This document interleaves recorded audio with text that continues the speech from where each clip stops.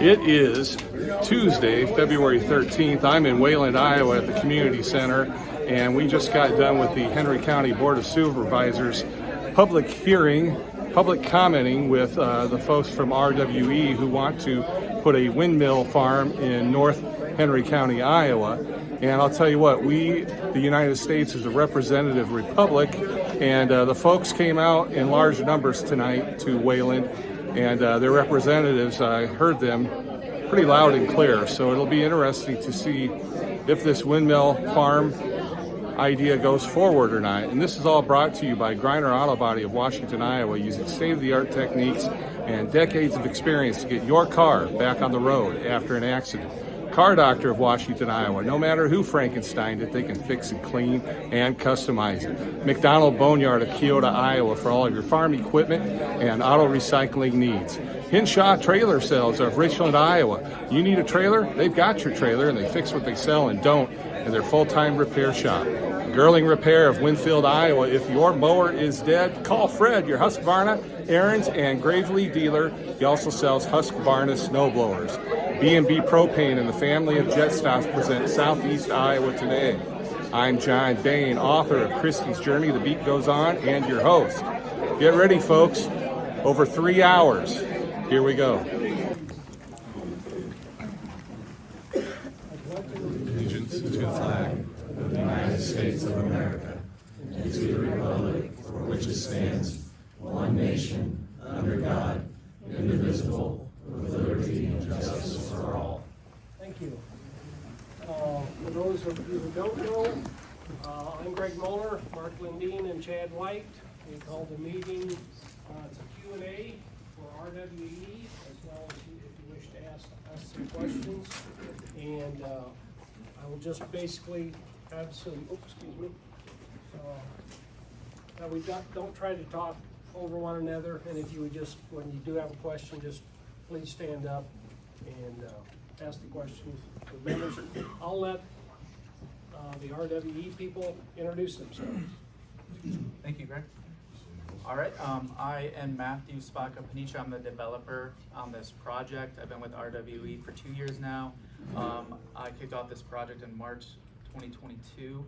I also have a project in Illinois, 2 more in Iowa, and 1 in South Dakota, along with a battery storage project in Iowa as well.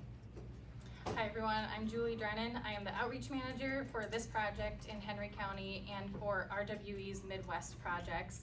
I've been in the renewable energy industry for about 5 years, and with RWE for 1.5 years, and my focus has been wind energy. So looking forward to the questions tonight that you ask. We're going to have it very much focused on your questions. So. Hi everyone, Jim Eschler.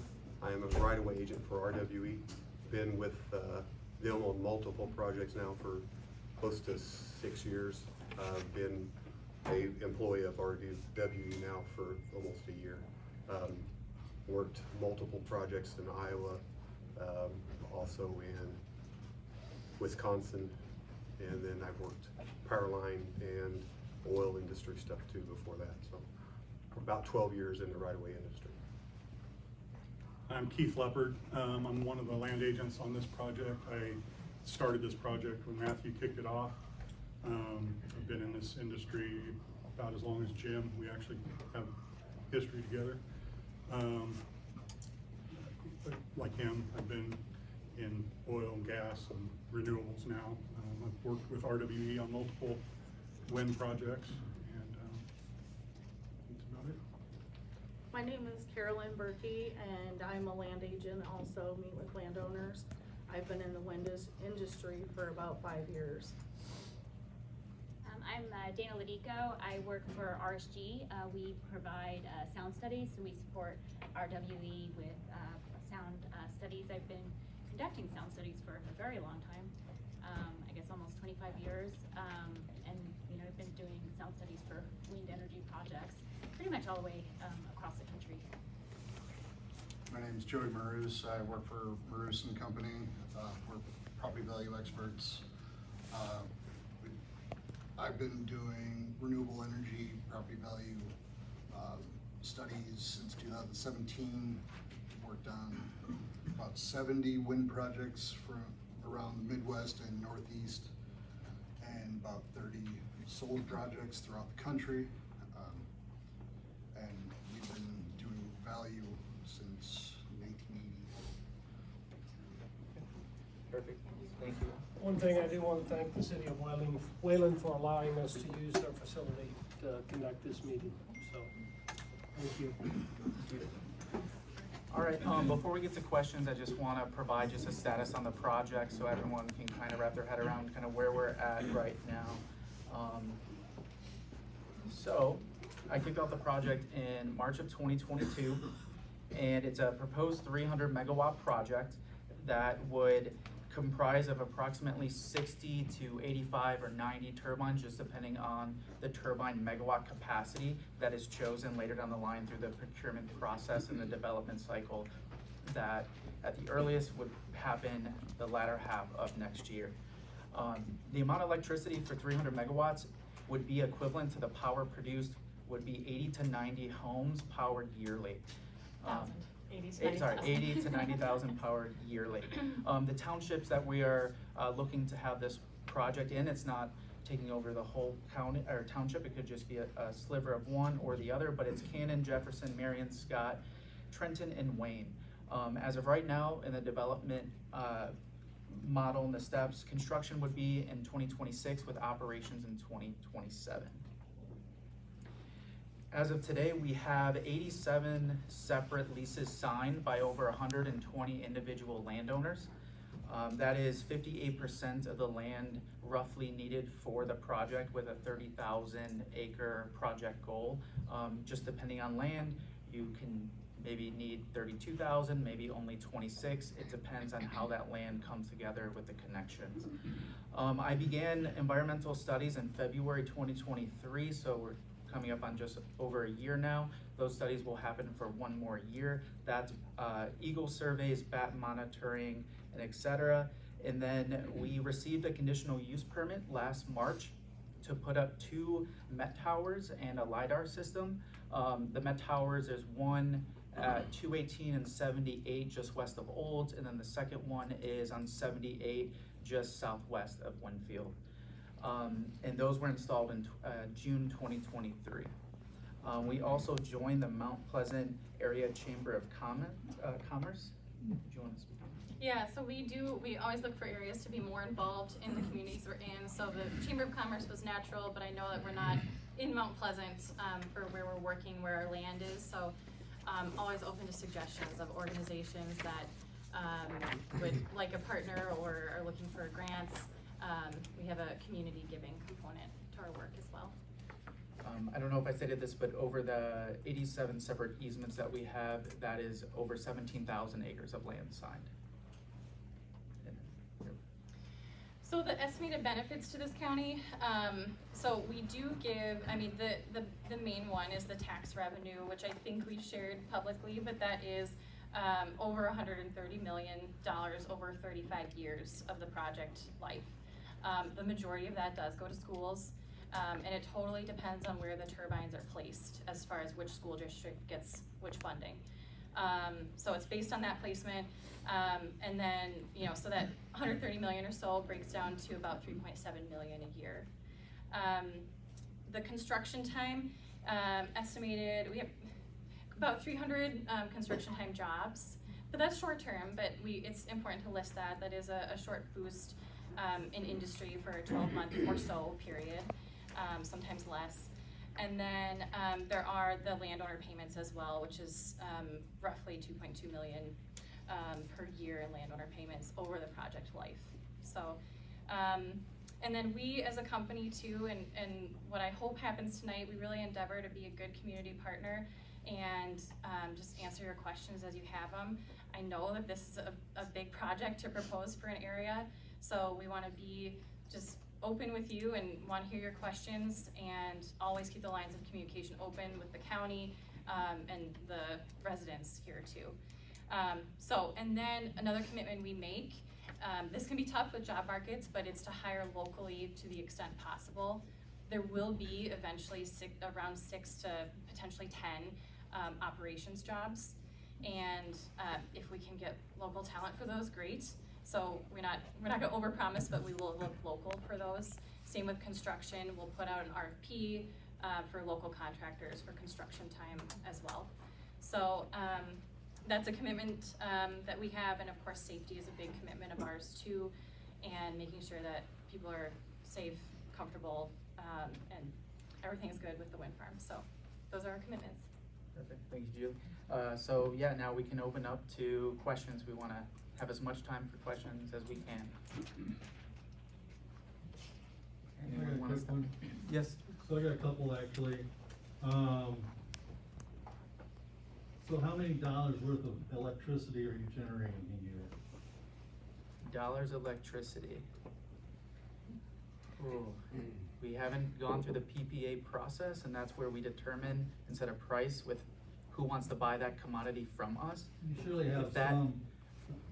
There, You surely have some idea, or, I mean, you're throwing out some large numbers here.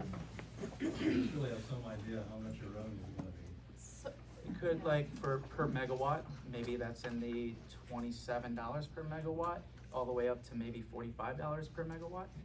So that's kind of the range that we kind of look at in at least the MISO market. MISO is the energy grid, and that's where that range of dollars So you think can be in.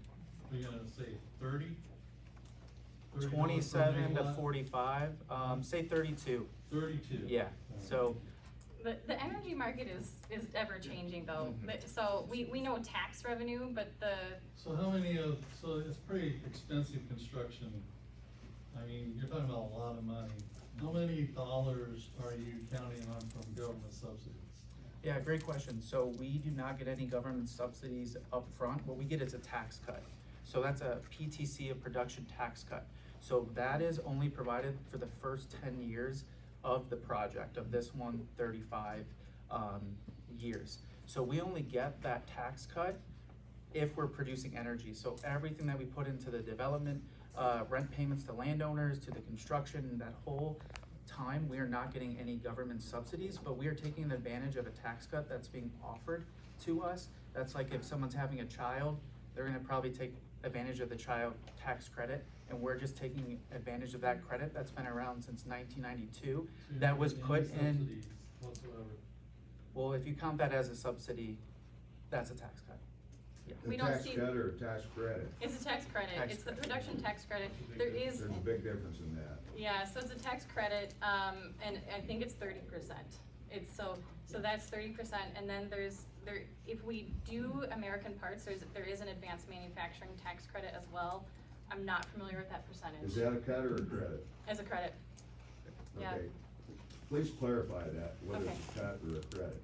Okay, it's a credit, yeah. All of these that we're quoting are credits. We don't see dollars in hand from a subsidy, so it doesn't really work that way. So it's just the tax credits. Another logistic question I've got, says 650 feet tall, is that to the generator? That is tip height. Is that to the tip of the blade? About 600, how high is your generator?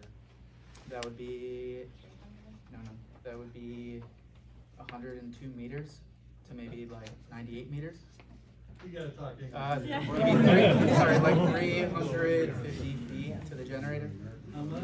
350-ish to the generator. The manual gives it in meters, so Yeah. we're doing the calcs right now, but 350-ish, because it's about a 250 blade length.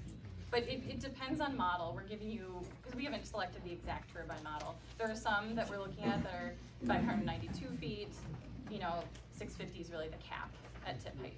But yeah, 300-ish, 250. 320. 320. 88 meters? Yeah, 320. I'll reserve further Yeah. questions. Thank you for your By the questions. way, I'm Chris Now, former mayor of Winfield. I worked with a natural gas pipeline for 40 years. Nice to meet you. Thank you. Thank you. What kind of wind speed do you have to get 100% output from your turbines? Yep, so cut-in speed is 9 meters per second, which would be about 23 miles an hour. Yeah, let me double check on that. So, sorry, 7 meters per second, 15.6 miles an hour. 15.6. Miles an hour. That's a cut-in speed to get 100% efficiency. That's, Right now, sorry. Washington has got about a 6 to 8 mile an hour wind, Pleasant has a 6 to 8 mile an hour wind. Fairfield has about a 5 mile an hour wind, and Muscatine has nothing. So you're telling me that you have to have 15 mile an hour winds to make these things work, and this is a really good spot to put them? That makes no sense to me. So this area, we look for a threshold of 7 meters per second. And with our data that we're looking at, this area is at like 7.2, 7.4. So we meet the threshold for the wind. You know, there are places that are windier in Iowa, that we have projects there as well, but we're just trying to find a place that has components of wind speed, transmission, that's the highway that the electricity gets on. Open land, agriculture, land is highly sought after because there's no obstructions, so the wind is not slowing down. And then also community interest. If there's landowners interested, which there are over 120 on this project as of today, then that makes a good recipe for a wind project. Where did you get your wind data from? Publicly available sites that are out there from, say, the NASA has one, the FAA has one, but then the Met Towers that we put up, that's the local data that after 15 months, we'll be able to find where the best locations within our project area for turbines. Cause I disagree with that, cause I run the airport in Mount Pleasant, and the wind data, I've actually, Met Towers, thanks for letting us know about those two, by the way, cause nobody did. And I almost hit one this year, the one by 218 and 78, cause I sprayed several fields around there. Yeah, the wind, there's not that, I disagree with those wind findings. And if we find that in 15 months that it's, not there, then we won't have a project. I mean, it's just one of the components that make up a project, and if one's not there, it may not make financial sense to go forward with it. Can I quickly add, we did just visit a wind farm in Iowa that, Matthew and I were like nervous because we were seeing on our weather app the wind speed of like 2 miles an hour, and we were like, oh my God, these aren't gonna be spinning, and they were. But, weather app reported to like 2-ish, maybe 1 mile an hour to us, but then we did see those blades moving. So, I don't know, we do have to validate it with the Met Towers. Is that in northwest Iowa? That one was west of here, it was not north. It was Centerville, Iowa. Centerville, yeah. Because I've flown, I'm speaking from aviation, that's all I know. In Carroll, which is in Carroll County, and then Denison and Sac City, Iowa. That area, in Fort Dodge area, gets a lot more wind. I've sprayed around them before. Which brings another question on the aviation side for the agriculture. One thing they always told us is they would shut them down when we were applicating. Yeah. And we gave them a week. We told them we have a small window to get this application done because they had, at that time they had rootworm and they had the tar spot. We gave them a week's head notice to ask them to shut them down, but what's the process on that? So, I'm gonna describe the ideal process. I recognize that there are some times where this falls apart. So the ideal process is landowner knows the sprayer's gonna come, they inform our local operations team, hey, sprayer's coming out, and then we can shut that turbine down in 2 minutes. So that's what should happen. I understand that landowners are like, sometimes I don't know, or like, sometimes sprayer's gotta catch the right time. So I know it's not perfect, but that's how it's supposed to work, that landowner or sprayer, if they have the ops number, can just say, hey, I'm heading out, we can turn that turbine off immediately. And then, with that, that's northwest Iowa. I also spray in northeast Iowa near Old Line, Waterloo, Waverly, Charles City. There's wind farms up there. Different company as well. It's I'm talking RWE, there's Mid-American up there, and then there's another one up there. Yep. I don't know about y'all's company, but had the same process there too. And is there any wind movement behind the turbines? Wind movement behind the turbines? Disruption of air behind the turbines? Turbulence. Yeah, there is turbulence, cause the blade is cutting through wind, So- so that's why you should shut them down when you're spraying. Right. But if So- that doesn't happen. Would you say it there's would cause turbulence. drift then? It may. Yeah, the studies out there have not shown a ground level wind change. So I know spraying happens above ground level, but Yeah. studies have shown there's not really a ground level change in wind speed. In fact, there tends to be less wind, because there's some studies that show there's some humidity increase, but it's not conclusive, so. See, that brings up another question too. Dew in the morning on crops actually helps protect the plants, especially corn, beans, and, well, when we have winter wheat come in, but, those turbines I've noticed have dried that out, and that actually opens the plant up to more disease and spread of disease. So, I mean, have y'all done studies on that at all, or? I've seen studies where there's no effect shown, but we haven't for our wind farms. That hasn't been reported to us as a problem. Yeah, and I mean, we have 3,000 wind farms, there's 72,000 turbines. We have 3,000 turbines out there, and 74,000 turbines are across the United States. And if this was so much of an issue, I'm sure the project would not be going forward and they would be shut down. Have y'all talked to the NAAA, the National Agricultural Aviation Association, which is, We'd love to. Yes. I want connections with ag pilots. This Yeah. is something that I would really like to have a 'cause, conversation I mean, about. you know, not only from an agriculture standpoint, from aviation standpoint, though, it affects our altimeters. Okay. Have y'all ever seen it affect GPSs in tractors or airplanes or? No. It's never been a concern that I've heard of, but I mean, Yeah. I'm open to hearing if that's a concern and looking into it for sure. So, thank you. We did have this gentleman back Sorry. raised There was a first. lot of- He did Yeah. first, and then. The gentleman over there. Yeah. So earlier you're saying 350 feet, right, to the top, but last week or whatever, or sorry, 650. But last week or so, you said, you was asking for another 25 foot extension, that make it 675. That is, sorry, that's on the clearance, the lower tip height. So when the blades is directly at 6 o'clock, the ordinance says 75 feet.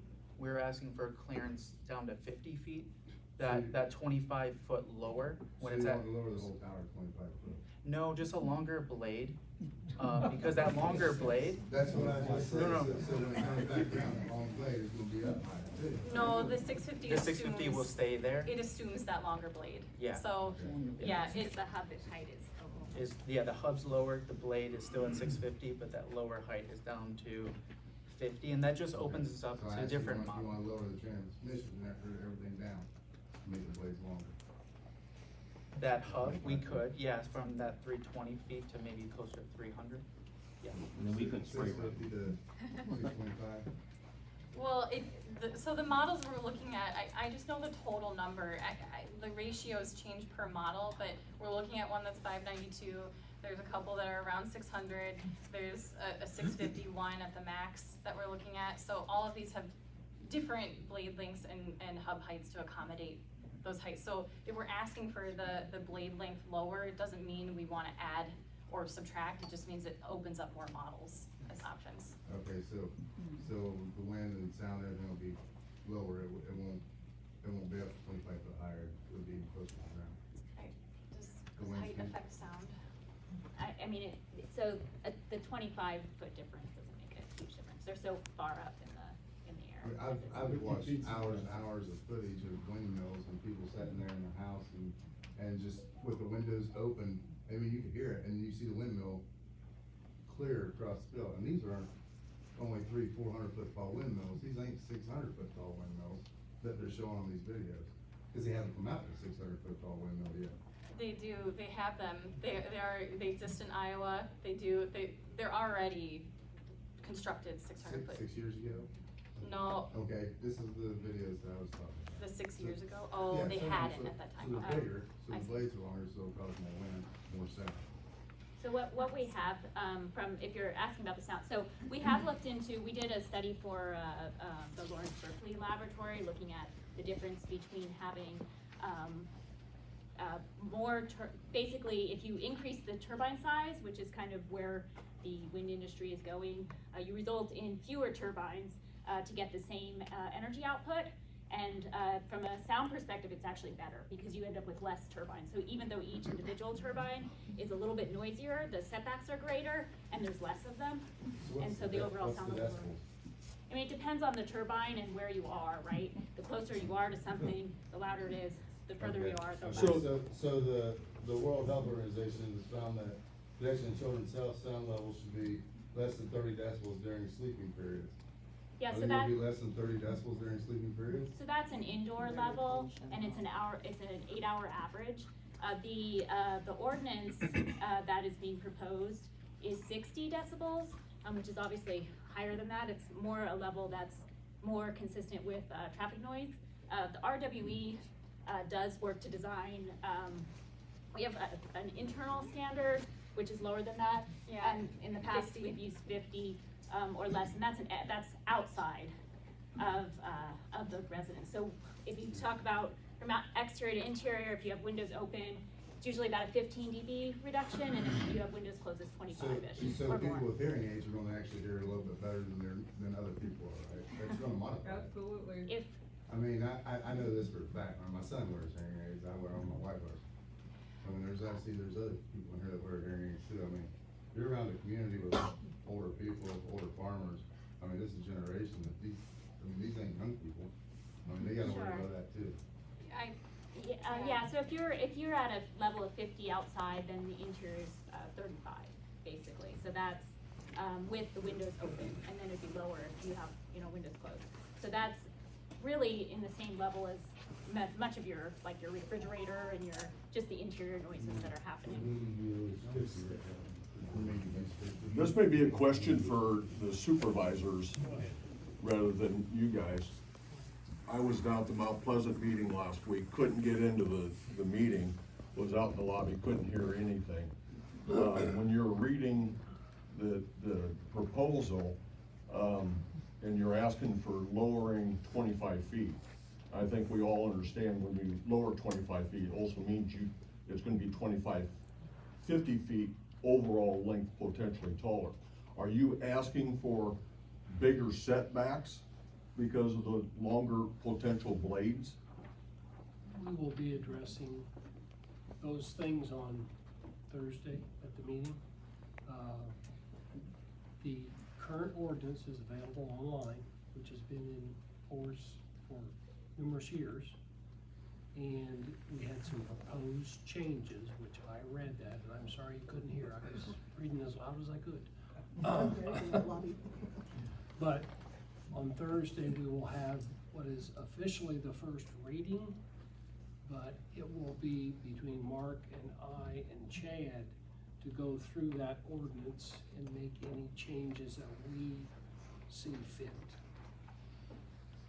Okay, because what I thought I heard right here was you can generate more electricity with less windmills if you get bigger blades, but it's gonna be noisier. So to mitigate the noise, are you asking for No, further it's- setbacks? So each individual larger turbine is louder than a smaller turbine. Generally, I mean, it depends on the model, of course. But because you end up with fewer of them, the overall sound exposure is actually lower when you end up with larger turbines. Does that make sense? Because you Well, have if less. you're talking about a large area, but if you're real close to it, But the setbacks are larger, and so you, as an individual, end up with a lower exposure because you're set back further from the turbine, and there's less turbines impacting you.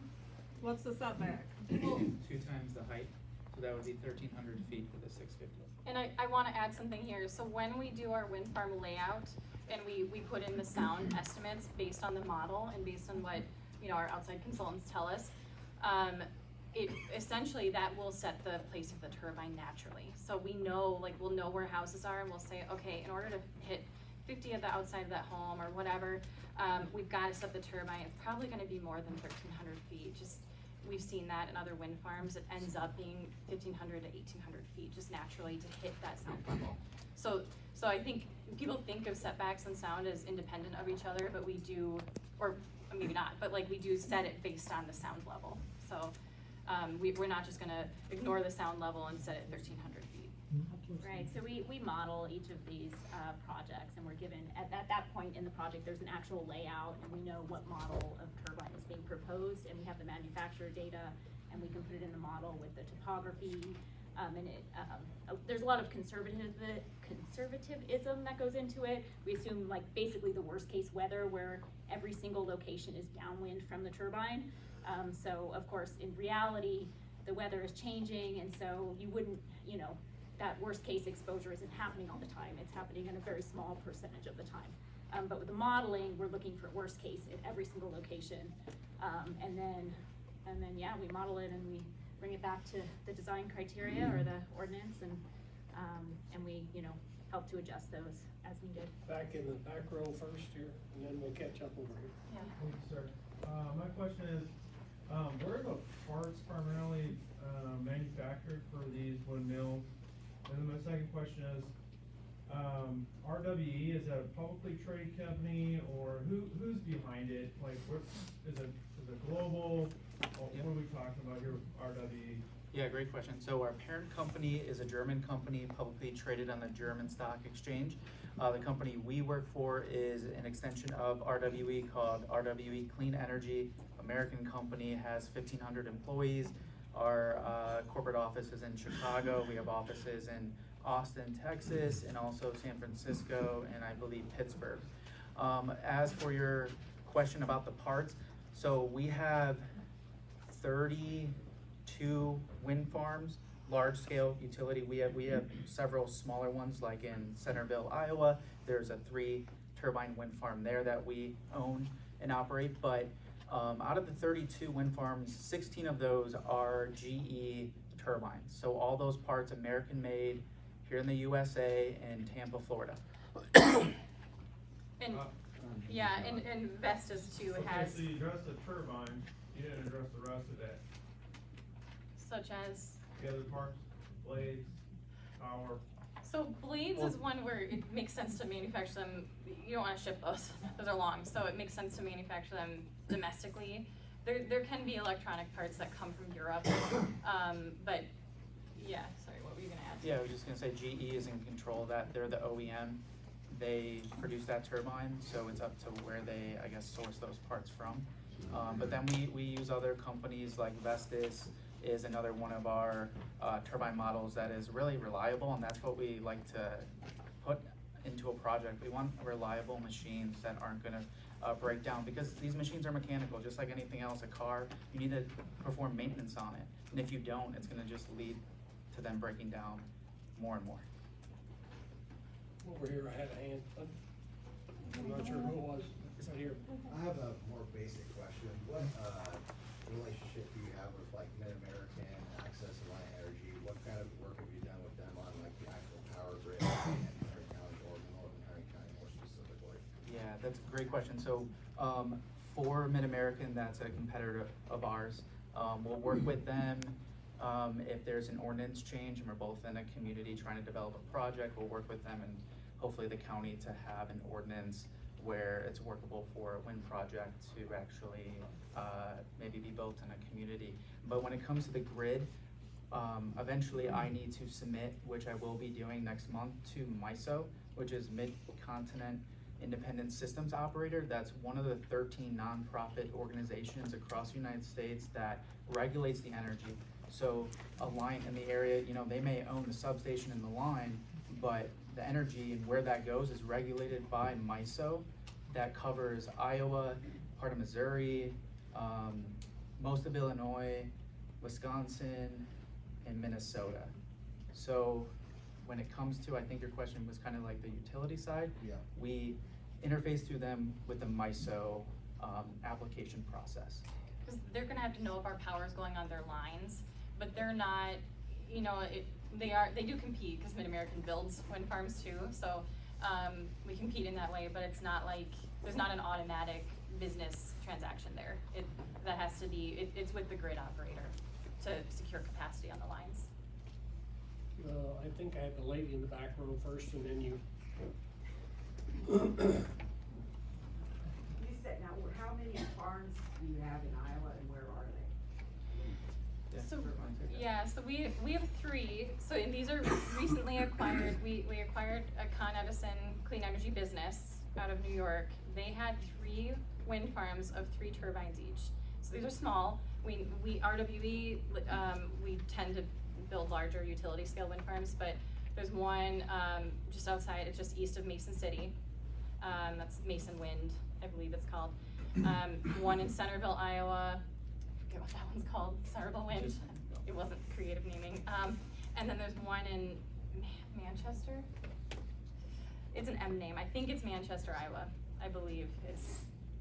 What's the life of the turbine? Is that 35 years or? Yes, and the 35 years and why that the lease is what it is at 35 years is because the manufacturer of GE and Vestas, and those are the models we kind of trend to, are telling us those turbines that we're kind of looking at is 35 years for lifetime. Okay, so the farmer puts it in, 35 years goes by, then what happens? So usually maybe coming up 5 years before that 35 years, I would approach the landowner with a new lease in hopes that enough landowners sign, so we do a repower. And that's where we come in at the end of the life cycle of the original project, and the tower is usually sufficient to handle the new generators that would be put on. So the generators would be swapped out, sometimes the blades as well, for a more efficient generator that would hopefully produce more power. Now say we don't get the buy-in from the community to do a repower, well then it's our obligation to go ahead and decommission the project and get the land back to what it once was. Some landowners want to keep access roads because in the design process, landowners, we work with them in choosing the direction of the access road to get to the tower, and landowners can use that access road that we maintain through the life of the project. So they would maybe keep that access road when we decommission if they choose to. Okay, when you say decommission, you mean you remove the turbine from the Correct, yes. property? Yeah, we are obligated by county ordinance, and then our lease has language in it for doing that as well, so. But I wanna make sure we answer the production, where parts come from question, cause I'm worried we didn't answer that fully. That, I mean, it's like anything, it is a global market, but we do just, I think Matthew's just trying to give an example of how GE and Vestas are very American based. But I mean, I don't know if a particular nut or bolt came from, you know, overseas or somewhere, but I wanna be clear, it is a global market, but we try to source American made, and there are tax credits that incentivize that. Okay, the gentleman. Yes, yes, sir. I'm just gonna piggyback on this. Are you gonna be with RWE in 35 years? I hope so. I wanna retire there. Yeah. So, okay. I was looking at the average wind speed in this area in the last year and wondered, you were talking about cut-in speed, what's that? Cut-in speed is when that blade starts to go, to spin. So like that's. When does it not and when does it? Yeah, so it does at the Vestas is like 2 to 3 meters per second. Okay. So 2 and 3 starts cutting in, but most efficient is at 7 meters per second. And the cut out speed, when it's just too windy, and we lock up the blades and we pitch them and yaw them so then it doesn't damage the turbine. At 24 meters, that turbine, that Vestas that we're looking at is 24. What would be like the threshold for like, it's not windy enough out here? In miles per hour. I mean, not to make it. The calculation. Oh, it's 2 times. Kilometers per hour to miles per hour is only 1.2. So if you have a 10 mile an hour wind, you have 11.1 knots. But for meters per second, like 5 meters per second is 11 miles per hour. Okay, yeah, I think if we saw consistently wind speeds at tower height, I mean, I guess I don't wanna, if we know that optimal is 7 meters per second or about 15 miles an hour. And if our Met Tower analysis were to show consistently much lower than that, I don't know if we could estimate 11 miles an hour, like consistently, then it'd be like, okay, the production value is just not. In the last year in this area, it's 7.83 miles per hour, and that's 3.5 meters per second. At what height is that at though? Well, wherever they're taking the Oh. reading, meteorologically. There is a pretty, this is not my expertise, but I do deal with a lot of wind speeds. But at the, you know, obviously it's windier if you go up Yeah, higher. we'll go up, Or yeah. go ahead and talk. He These- said, please don't talk any if it's not your expertise.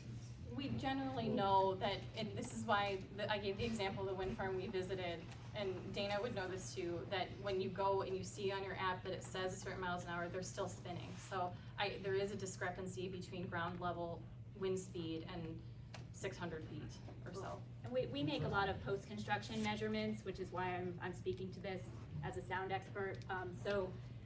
With post-construction, you know, to measure at the ground level, it needs to be below actually 5 meters per second, which is why I know that conversion. Otherwise, you're just measuring wind noise essentially. But we need the turbines to be running. And so the wind shear is pretty substantial. So when we're measuring, so when it's like usually like below 5 meters per second at the ground, it's can often be like 11 meters per second or more when we're out measuring. I disagree, because I've been in aviation for over 30 years. You have to go to 3,000 feet before the wind changes that much. I mean, you at ground level, at Mount Pleasant, 748 feet AG or MSL. You know what MSL is? Or I AGL? just get in, I'm I'm not a not- meteorologist, I'm just I'm not- saying, and I'm not that's trying to my take compliment, experience. but- When we're measuring, because we get the data from the wind turbines, they give us the wind data, and then we have our data, because we have our own net station, like, I mean, it's Yep. one right here, and we can compare it, and there's a, you know, pretty significant, you know, wind shear. I can teach you, because it's you have to get 2,000 feet AGL, which above ground level, to get those kind of wind changes. We're just saying for sound measurement wise, it has to be, because she can't measure when there's a lot of ambient wind. So it has to be a unique condition of like very low wind speed on the ground and high on top to measure the sound level you're getting. So that's our experience. I don't know exactly. I'm just saying it's just not the same. Okay, hang on a second. So on our Met towers that are out here in the community, and then our other projects that we have also, those Met towers have different elevations of reading sensors on them. I've flown all around. Okay, which I have. so what you were saying, wind at 3,000 feet, there'll be different wind readings on that Met tower from 200 foot down to the 100-foot one, Right. and whatever different elevation. So yes, there is different wind turbulences off the ground and to the top height of that. So the highest that tower is 200 feet. Right. So I know we're not measuring anything on that particular tower any higher than that, but the turbine head will be at say 300 feet. And that's So about there, fair, yeah. so there is a difference between 100 foot off the ground and 300 foot off the ground, because our instrument out there, the Met tower that's studying that's the readings that we're getting back from that. So I'm not trying to say what you're saying is not right, but I know we got studies coming back that says yes, and like she's trying to say, there is different wind levels the higher you get up off the surface of the earth, plus trees, disturbances that can change that. I understand that. Okay. But my ferry height is 300 AGL. Between fields when I'm spraying, there's not. I've flown around Met Towers. I've flown out in western Kansas. That's a much bigger difference as well. Take it from an aviation expert. There can be wind shear. The lowest wind shear you can have is at 500 feet AGL, and that's at like a Cedar Rapids airport, any kind of airport. Your data from the Met Towers is different from a AWOS or an ATIS, which is Aviation Weather Observation Service, or Aviation Tower Innovation Service, which actually reads the weather and gets their information from NOAA. NOAA, National Oceanic. Sorry, So go ahead. This gentleman over here first. Did you get your question answered? No, we went from wind speed to sound, I don't know why, but my question is, like the data that you're collecting on wind speed, are those like in ideal conditions? Cause if it's, there's 24 hours in a period, if you have a 40 mile an hour gust, great, but these average, I mean, on the box is a 500 watt wind generator, is it a 40 mile an hour wind? So it's not a 500 watt generator. I know we're dealing with megawatts here, but I'm saying that when do you guys say, okay, we have a gust, but it's averaging 7 miles an hour, Yeah. and that's below your threshold? Great question. So, like I said, development process, I mean, there can be XYZ come up that can stop the project. And if wind speed's one of them, then that's what it is. but we do not make a determination on that average until we collect 15 months worth of data, which at this time would be about October of this year. Then we'll look at the data over those 15 months, what's the average per month, per day, and then we'll determine is there enough wind and where is the best locations for turbines within the project area. Are you making construction plans before that information is gathered? You can't, you don't know where they're gonna go until the wind tells you, the data tells you. And you wouldn't know until there's power. Well, no, the Met Tower and the LiDAR unit tell us, so did you mean Met Tower? Just any data, I mean, it's just, if it's, well, it's good over here, but it's not over here, you wouldn't know until you actually collect it there. Well, we, And then so. you're relying on NASA and the underground. No, we have that. And all these other places. The Met Towers are up right now. Right. We're gathering that information right now. He's saying location wise, we space them out. Yeah, the Met Towers cover that area. And They are sometimes we move designed to them. cover a good amount of mileage, square miles. So that data has been being covered. So to that, yeah, sorry, to that end, so Matthew mentioned the LiDAR unit. It's a light detection unit that detects wind speed at how high up? Like 650 feet. 650 feet. So we do validate, what we'll do at first is we'll validate the measurement. We'll put the LiDAR unit, it's an expensive unit, so we prefer the Met Towers because they're not as expensive. So what we'll do is we'll put the LiDAR unit next to a Met Tower, validate the wind measurements between the two, because LiDAR will go up 600 feet, and then move that around too. So there is that LiDAR unit going around validating the 600-foot measurement. What's So. too fast? What wind speed where you shut it off? That 20, 23, 24 meters per second. And that's just for that. Which is how fast? Yeah, how fast is that? I think, Matthew, that's too high. That's just for I that think it's model. miles per hour. Meters per second, that'd be 50 miles. The turbine data usually only goes up to like 13 meters per second. That's 50 We would shut it off before 30 miles an hour. Sorry, I think we're getting mixed up with the meters per second. It's before 30 miles an hour that we would shut it off. How much? Much before 30, and you would not want it, like, there's a reason you see them still in a storm. Like, you just, there's the ops team, and then there's remote monitoring that says, okay, the wind speeds are too high, we've gotta stop them. It is What's the danger? Well, we spin too What's fast. anything, danger too fast, it's gonna What goes on if they go too fast? You know, like a propeller, if it goes too fast, it can I haven't seen it shatter too, so. I just know that it's a danger. I haven't seen it You happening. can find the videos on YouTube. Those are old videos. There's scary videos out there. You have not seen that in newer wind farms in Iowa. What they do is they just shut off the turbine, and it's something you can do very fast. It's a danger to the blades. It's a bigger danger to the turbine itself, because it's anything that's working off of friction, so it's faster turning the more, so we're working it so it can shorten the life of that turbine or cause internal damage. So they don't want them things in that situation, so that's why Have a they're gonna thermal shut it down. event and catch on fire. Is that what you're saying? Do what? It can catch on fire if it runs away and friction. Well, yeah, there's safety measures for that also, but they're preventing that before that ever occurs. Isn't that kind of ironic where we're harvesting wind and shutting them off with the whole thing? Well, none of us can control weather conditions, so therefore you have to adapt to that and make your safety. That's just like driving in the rain. What point do you quit driving in the rain? You just keep going, or if it's raining so hard you can't see, do you stop? You got somewhere to be, right? Well, you can pull over in 5 minutes. Okay, that's what they're doing in winter. They're pulling over for 5 minutes till the weather passes. Same scenario. We're gonna go over here. This gentleman had his hand up a long time ago. Who would be liable for the damages should these turbines cause negative effects to residents, such as lower property values, noise nuisances, environmental and crop damage, due to the leaking, collapse, or fire? Are leasers held harmless in the contracts they signed, or are they also liable along with the wind company? Okay, so there's multiple components there. So the company is responsible on the land that we're on, which would experience the impacts, majority.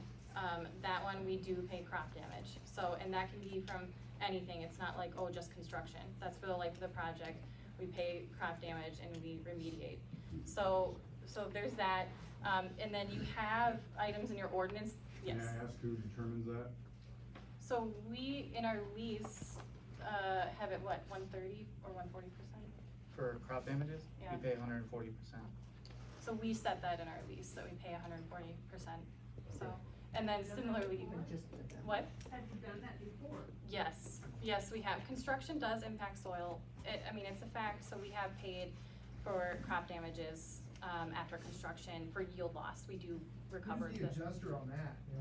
Well, so first, we can look at, say, the past 3 to 5 years of the Chicago Board of Trade, or if you do not like those findings, we can hire someone, us, on our dime, for them to come that you Everything advise. comes from you. Yeah.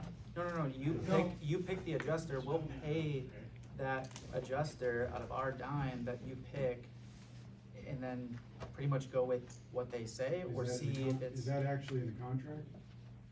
I believe that there is a line that does say that can be, adjuster by the landowner, or the landowner can provide their own adjuster. That the decision cannot be made, it can go to that extent of us hiring you a private adjuster. So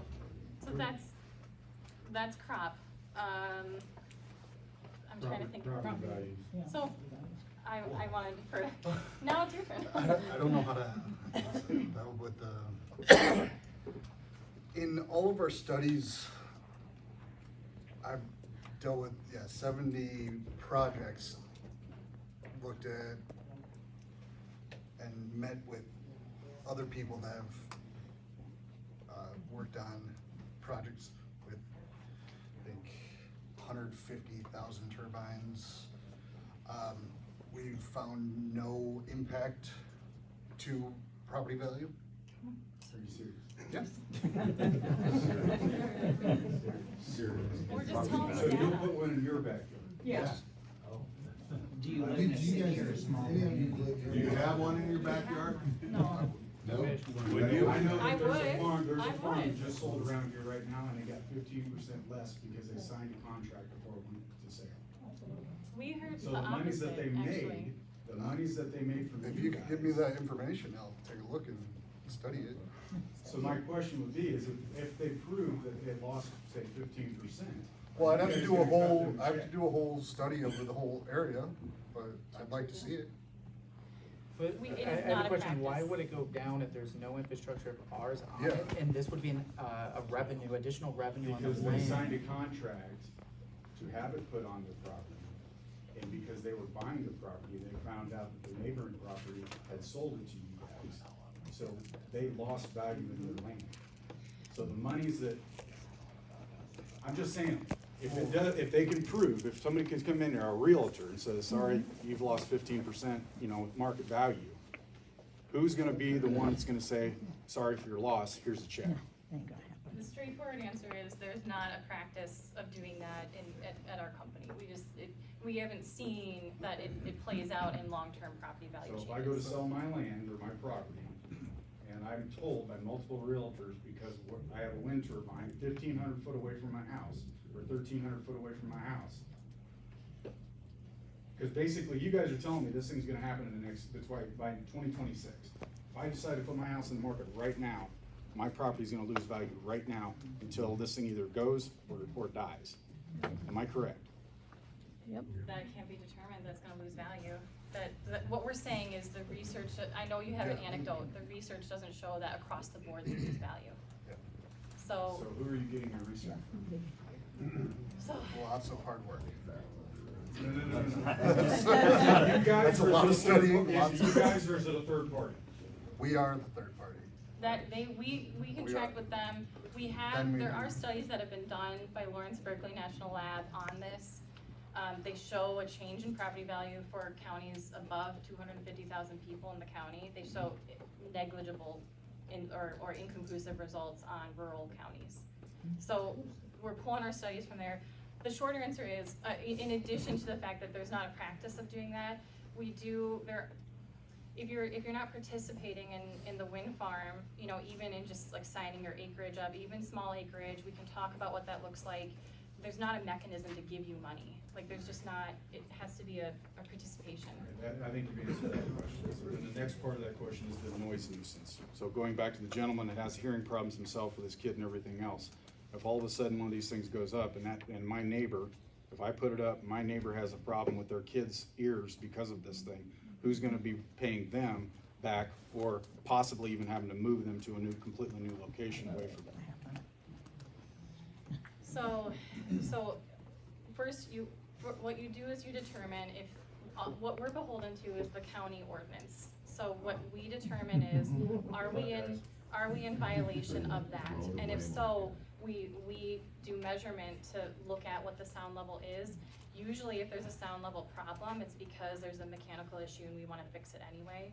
So in the instance, and we've had this, you know, in construction, we have a call line if someone's like, hey, this turbine was just put up and it's sounding loud, we would hire someone to come out and measure it and say like, yes, this is not in compliance and we have to fix it. So normally it just goes to mediating the problem before it becomes an impact. But we're accountable to the ordinance. Okay, so I just wanna make sure I'm speaking for the farmers here. Is there ever an opportunity that a farmer could be put into a lawsuit over one of these things? Put into one? Yes, be sued. No, because that in our contract it goes to us.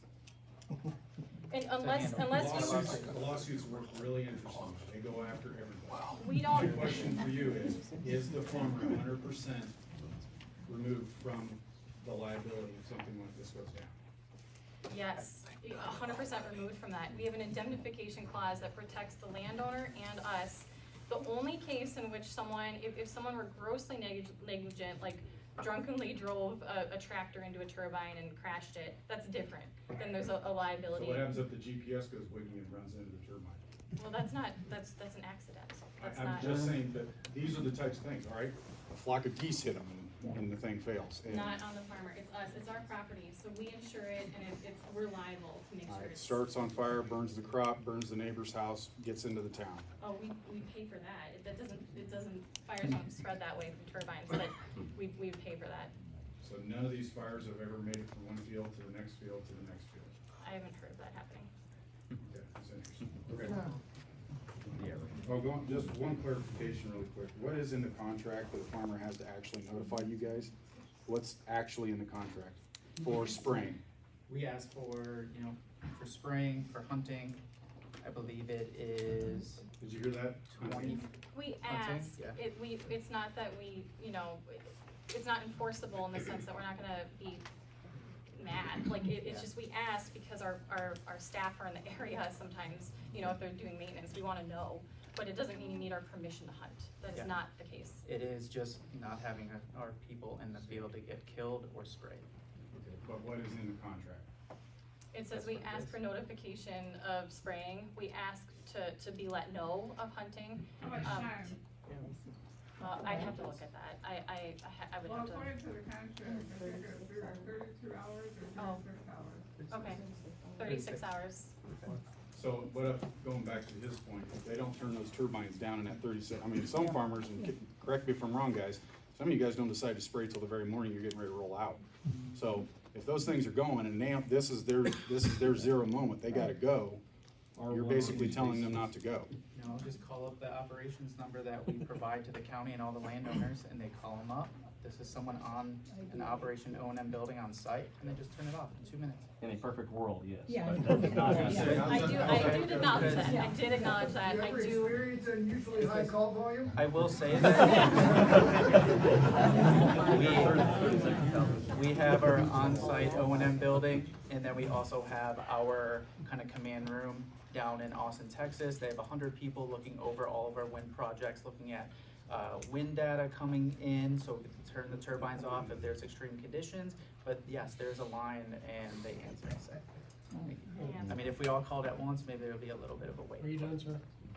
I've got lots more questions, but I'm gonna go to the lady here. Okay, well, I think he just answered that question, because I was wondering, you know, you make it sound so easy that we'll just flip them off, but I wanted to know where your remote area was, and you just answered it, I think, down in Texas.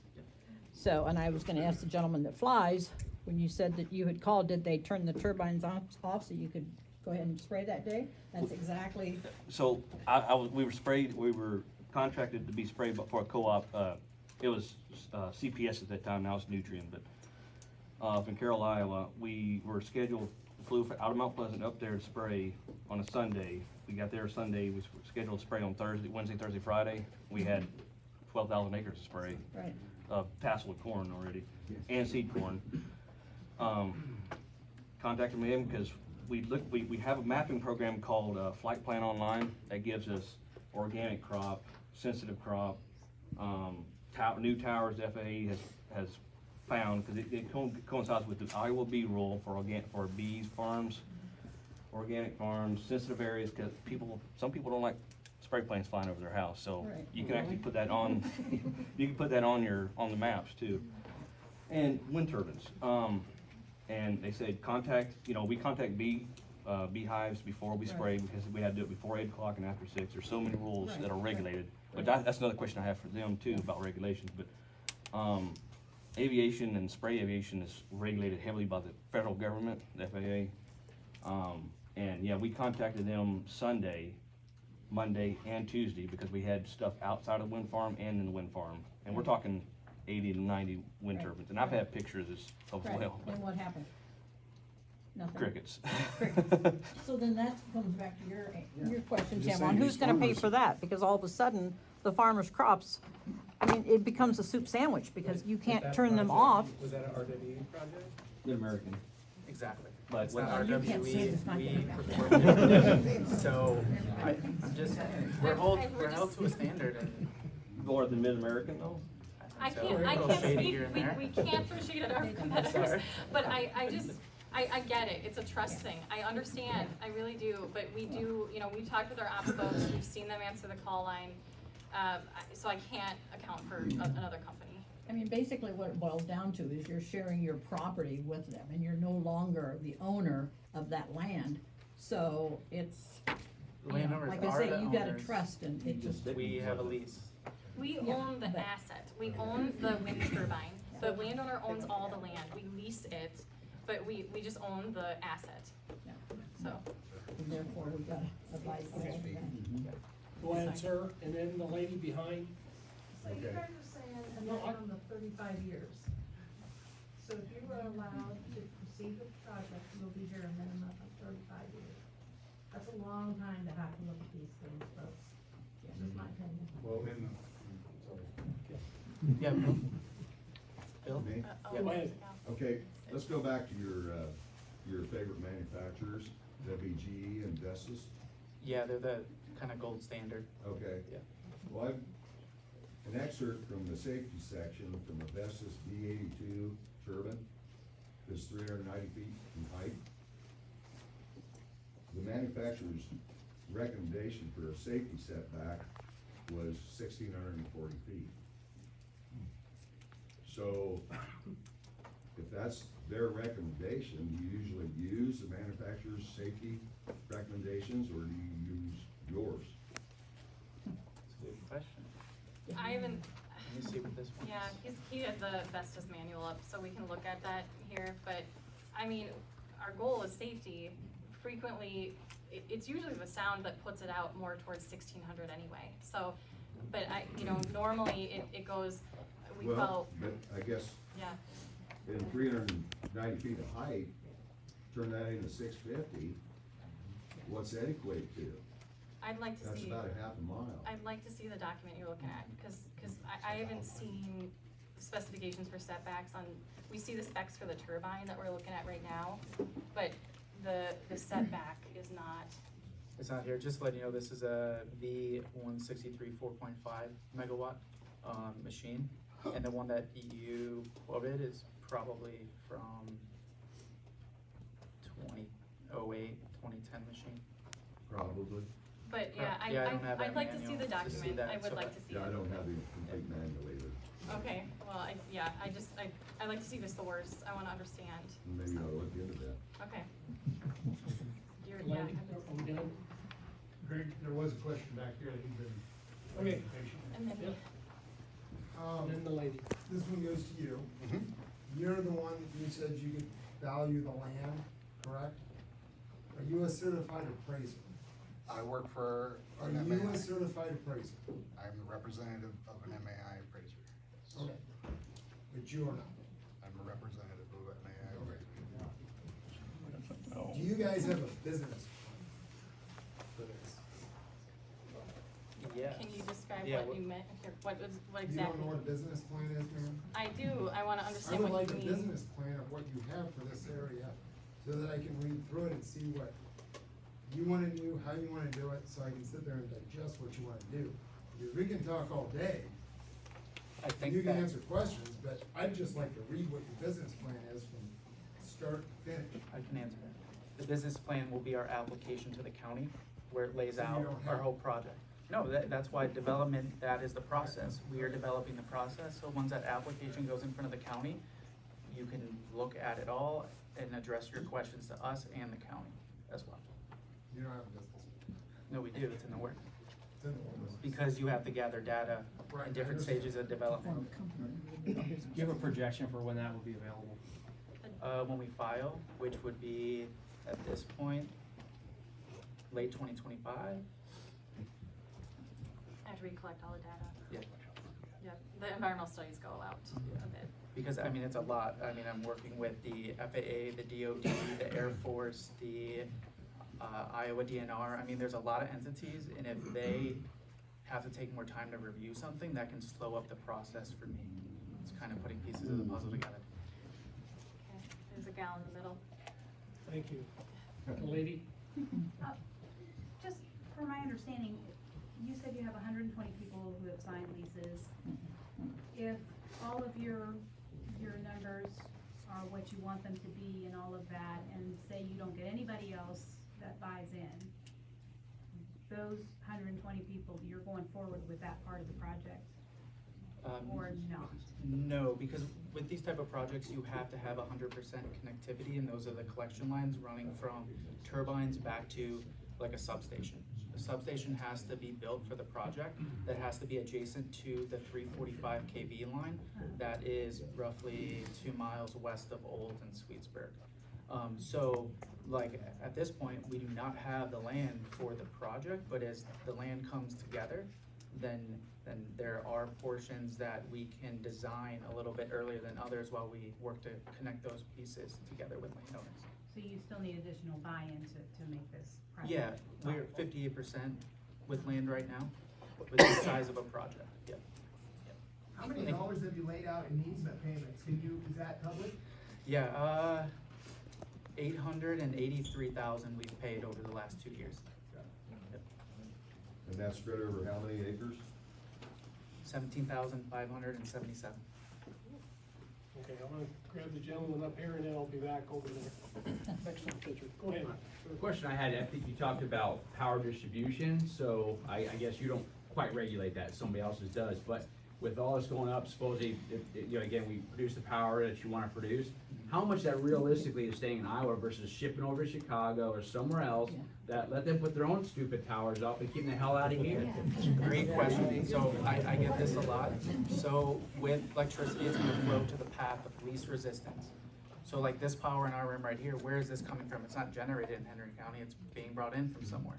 Well, with this project, it hits that local substation and it will go distributed locally on the utility lines, and then it's a lot of power. So you don't, obviously Henry County can't take all that power, so it's gonna be going to where power needs it within that MISO region of Iowa, northern Missouri, greater part of Illinois. Chicago's actually in PJM, so that's a different market, it won't go to Chicago. But yeah, to your question, it would be taken up here and then sent elsewhere, but we're selling the commodity to whoever wants to buy it. If it's Menard's distribution plant, you know, in Burlington or wherever, you know, whoever wants to buy it, if it's Walmart right here, if their distribution center, they can purchase the power from us. Whoever wants to buy our power can buy it. So does our electric bill go down? Or, because again, if it's the highest bidder, well, then it comes down to this all the time. The difference is, we gotta see these things for 35 years, we gotta hear these things for 35 years, and if they break down, we don't have enough wind, and then, so, all this is happening, and what are we really getting for it? I mean, that bottom line, if you're putting 450 million into this, what are we really getting for, it, other than some money going out to some farmer? Well, your energy bill, I can't tell you, that's up to your energy, but you're getting 133 million into your county, half of it going to schools, who doesn't wanna support that, the other half to the county, to townships, and yes, to landowners, that's 75 million to landowners over 35 years, excuse me. Yeah, but I didn't mean any disrespect to farms, I was just saying is, I'm looking at the whole county versus just a few select spots, that's all. Gentleman in the back. You were talking, you've gotta have a 1,300-foot setback from house, right? In Henry County, it's 2 times the tip height currently proposed. So we estimated, our internal standard is typically around 1,500. We, sound bumps that between 1,500 and 1,800 to hit the sound requirement. So, but we've just reflected what Henry County's is. Well, so the map I saw, it's got some 10 and 15 acre acreages with a house in the middle of them. You signed them up, you can't even get close to that. Well, Why'd you sign them up? yeah, great, those landowners wanted to participate in the project, and we're not gonna shy away from people that wanna participate. You're gonna give money to people that can't do anything with it. No, they wanna participate in our project. Some How people, can they? well, okay, there's a couple ways. So, number one, I mean, we talked about some people wanna host a collection line. So maybe they're a connecting piece of land, and so it's a small acreage between large acreages. Others support the project. I can't guess as to what their motive is, but, you know, they support the project, and that does affect our setbacks, because typically setbacks are, I mean, it's landowner, well, I guess we have to talk with the county about that, but a participating landowner, can have different setbacks than, a non-participating, depending on the ordinance. So sometimes people sign up and it makes the build area better, generally. So, yeah. I have a question here, gentlemen. Just to clarify, Access Energy Cooperative is not part of an RTO. Their power supplier is an independent, they're not part of MISO, SPP, or PG&E.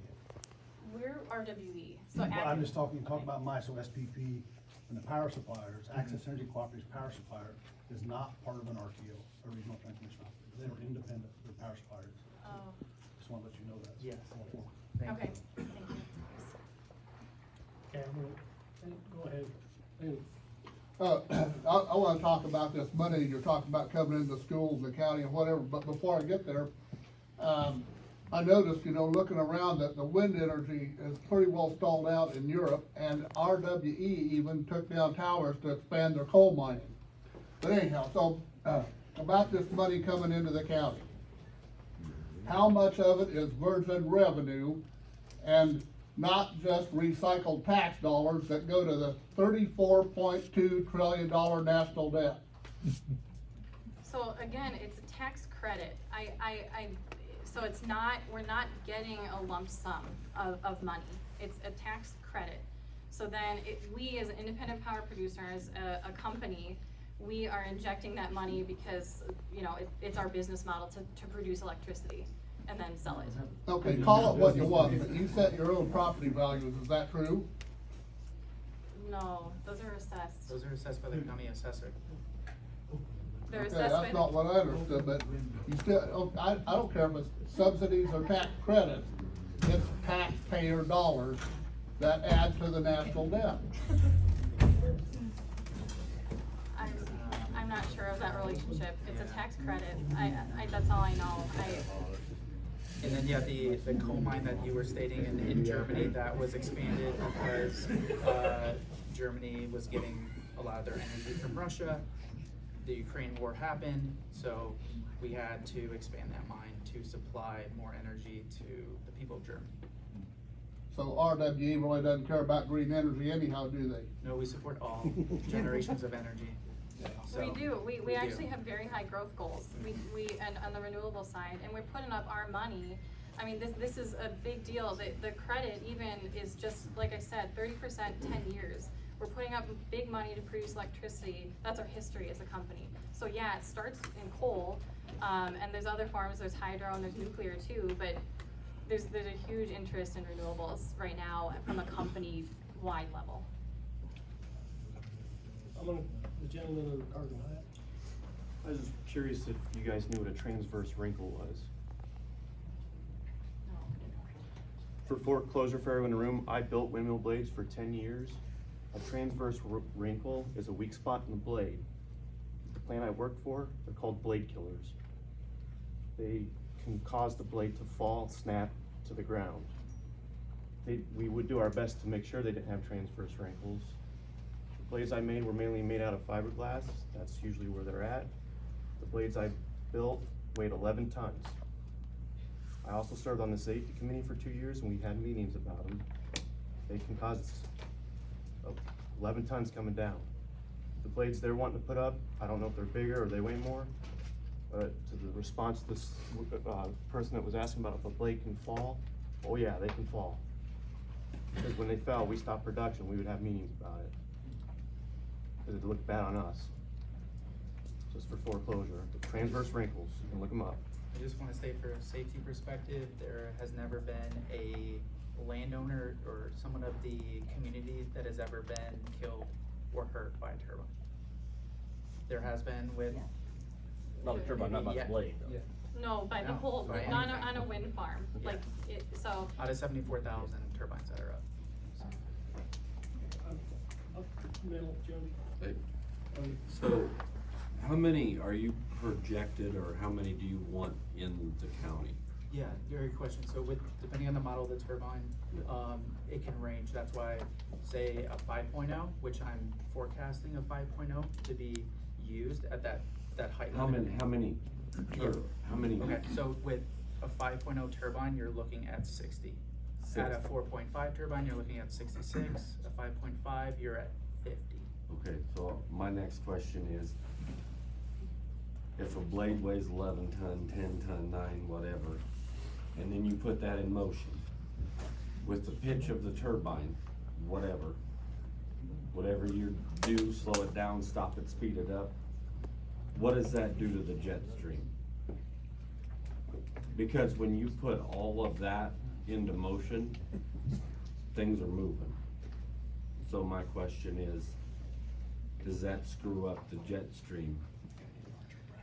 From what data that I've seen, it's very negligible because the turbines don't act as a fan where there's no movement of air and we're creating that movement. That air is going through that jet stream no matter what. We're just capturing and turning that generator to turn electricity. There will be turbulence behind that turbine. But it pulls, if you got 2 mile-an-hour wind and it calls for it, it's gonna pull what it needs to generate.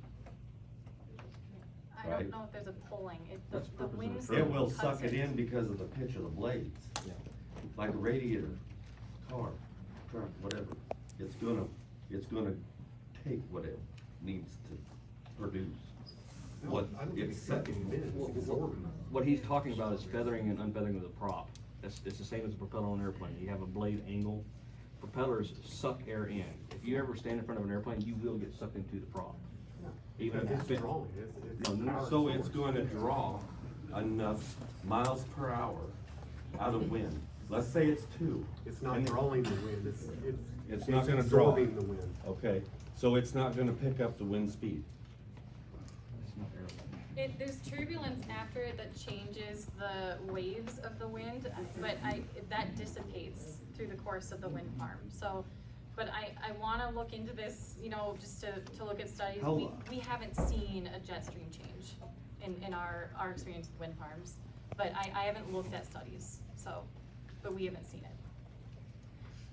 I'll get to Eileen, the lady in front. Go ahead. Okay, our neighbor has signed up. Have you guys seen every single property that is on the map to be signed up?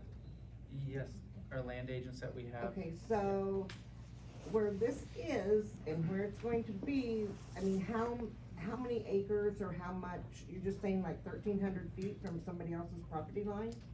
House. Yeah, house. A house, but not property line. So it's located like one of the highest points in Henry County is this land, our land, not his, is down lower, and it's all around timber. So, can you say, hey, you've gotta cut your timber? We're, The other landowners have to cut the timber because of this wind vine? so great question. So we're not in the business to cut down trees, but if we do have to put a 5-foot swath for collection lines, we may have to take a little bit of timber down to put that collection line in. But we're not gonna, you know. But we don't have the choice. It's our No, land. not- We don't not have on the your- Oh, choice. If you're not signed, we will not take down your timber. We You- cannot go on your property. Yeah, we do not, we don't have access to your property if you're not signed. We just don't. Okay, so the road that's going to get to that property will not let that come down, so how will you do that? Will you take somebody else's property to make it wider? To be able to even get to it?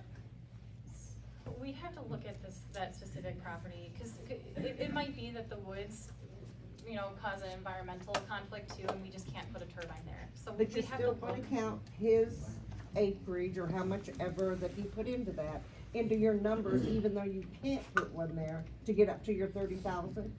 I mean, yeah, because when we come to operations, I mean, the money that's set aside, it's just a pie, and people get a piece of that pie with the acres that they bring into the project.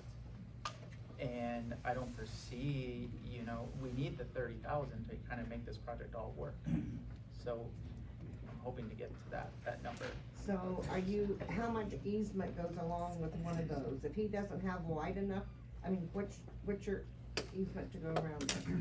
To go around Like a turbine? like a Yeah. road? The road? On the So, sides. an access road is, 16 to 20 feet, just depending on the topography. And then that turbine just takes up that 18, circumference of land where it sits. So that's all that the easement is, they can't say, okay, you put this one here, close and, it might be right on our property line, and you have this easement over here that we can't say anything about? The easement has to stay on that person's property. Yeah. We have no rights on your property whatsoever. No overhang, no roads, no buried cable. You didn't sign an easement, we cannot be on your property. Plain simple as that. Yeah, cause that's not the way the electric or the water or Well, we anything don't else have- We is. don't have the power of electric and wire. We do not have One of those. them turns and has to blade over their property. You can We never. can't do No. that. According to this ordinance, we cannot. We have to place it so that even if it changes, we can't be over it. So this is the ordinance we have in place. So we'll map that out, and we'll know the Because distance. the wind's not always out of the northwest during the summertime. I wanna get a couple other people. I know. Yes, But sir. we know that. You, yeah. Yes, yes, sir. I had a little bit of a math question, if I can I quote from your contract? Am I allowed to read that? Sure, you're You right. talk about an option term, 7th year, 35-year contract, 2 additional 5 years. Why are we talking 32 when it's really, or 35 when it's really 52 potentially? And that's at your option to get the extra 5 years, not ours. So this could be 52 years if things are tied up potentially, is that true? That is true, because if the turbines, the life cycle is 35 years, but what happens if the turbine's still good, safety checks out, maintenance isn't horrible, then we can push that into that first 5 years and then extension into another 5. But you can go a total of 52 without our, I mean, once we've signed up, you can take it to 52 if you choose, or you can leave it any time. We have to Do you mean- re-sign the option for the 5 extension. But it's at your discretion? It's our discretion. That'd be a true statement. Yeah, you're adding 7 years Yeah. of development into that. Oh, Yeah. that's where you got the 52, the Yeah. 7 years, okay, yes, yeah, then, that. So it's at pencils out. your discretion. Right. Correct, yeah. Okay, the gentleman back It's a lifetime there. vote. You, I got a sir. question about the money going back to schools. Does that go straight to the schools, come back like to the state to come to the school? And then is it the people, like the properties in the school districts, those are the only school districts that will receive that money? Or how does that money come back to the schools? Is it just gonna be Winfield, Mount Union, Waco is Mount Pleasant gonna be part of that, or is it just primarily, the two schools in the north of the county? Okay, so, it is location dependent, so it's not gonna be spread across the county. It's anywhere where, when we modeled it, we did it based on signed land. So it is Winfield, Mount Union, it is Waco. That's what we modeled out. I can't remember off the top of my head if Mount Pleasant was in our analysis, but, so it's totally, our model right now is based on signed land. It'll change definitely by infrastructure, Right. so that's correct. The mechanism for distributing that, I think that it's from the state, but it's a turnaround right to the, it just, but the state doesn't take, it's Iowa statute, it doesn't take the money from the school, it just redistributes it. So it's not skimming, they can't, it's Yeah, I statute. mean, I get it, right, as an educator, I've heard it. I'm just The saying. supervisors Yeah, verify okay, that you answered formula. my question, I appreciate that. Can you verify that formula as a supervisor? I believe it goes to the state and then back to the district. That's my understanding. Yeah, so it could go to. No, it cannot. It has to go, that money is earmarked for this county based on the winter, it's in statute, it does it based on this wind farm. So it's not gonna be spread across the state. It goes to Right. this area. So that is it's written out in I'm code. sure it would come back to the township in which the structure is at, which would be, based upon their study, would be in the Winfield School District and the Waco School District. Yeah. It's gonna come back from the state back to the district in which the turbines are located. What's the purpose of sending it to the state? You're gonna have to ask your legislators. Is I there don't any, think- is there any chance that they could eventually keep that from you, like, you know, when pandemic was going on? If you didn't follow all the rules, they could keep money from you? I can't answer that. I mean, there's obviously a lot of wind farms in Iowa. I would need to check with others how that went, you know, but it is Iowa's, there's a special provision for wind energy They got conversion. lots of them. For wind energy conversion systems that dictates that goes back, so. Okay, I see 3 hands, so I'll go to the back first. I'll get to you, Eileen. My question would be for you, Greg. I've heard that the setback from my residential house should be 1,600, but the noise wants it to be up to 1,800. I hear community that would like it to be at a half mile, which, that 4 times or whatever. What are you, as our board of supervisors, how are you going to make that decision? Are you gonna listen to choice 1, choice 2, or what the community constituents want? Well, I would encourage anyone, as I did at the public hearing last Thursday, I don't remember what day it was, when I read the ordinance that's in place now, I would encourage anyone to email us their thoughts, okay? Because I'm sure Chad and Mark are taking notes here, but we're listening. So I want you to email us at supervisors@henrycountyiowa.us. We will start the process on Thursday of, I'll call it tweaking, amending the ordinance that is in place, because that's what the public hearing was about, was for input from the people. And when those people left, I gave them our email address, supervisors@henrycounty.us, all lowercase, completely spelled out. So, Here's a thought, you could just do a referendum. You have that authority. You could ask for a referendum, an actual open vote, yes or no.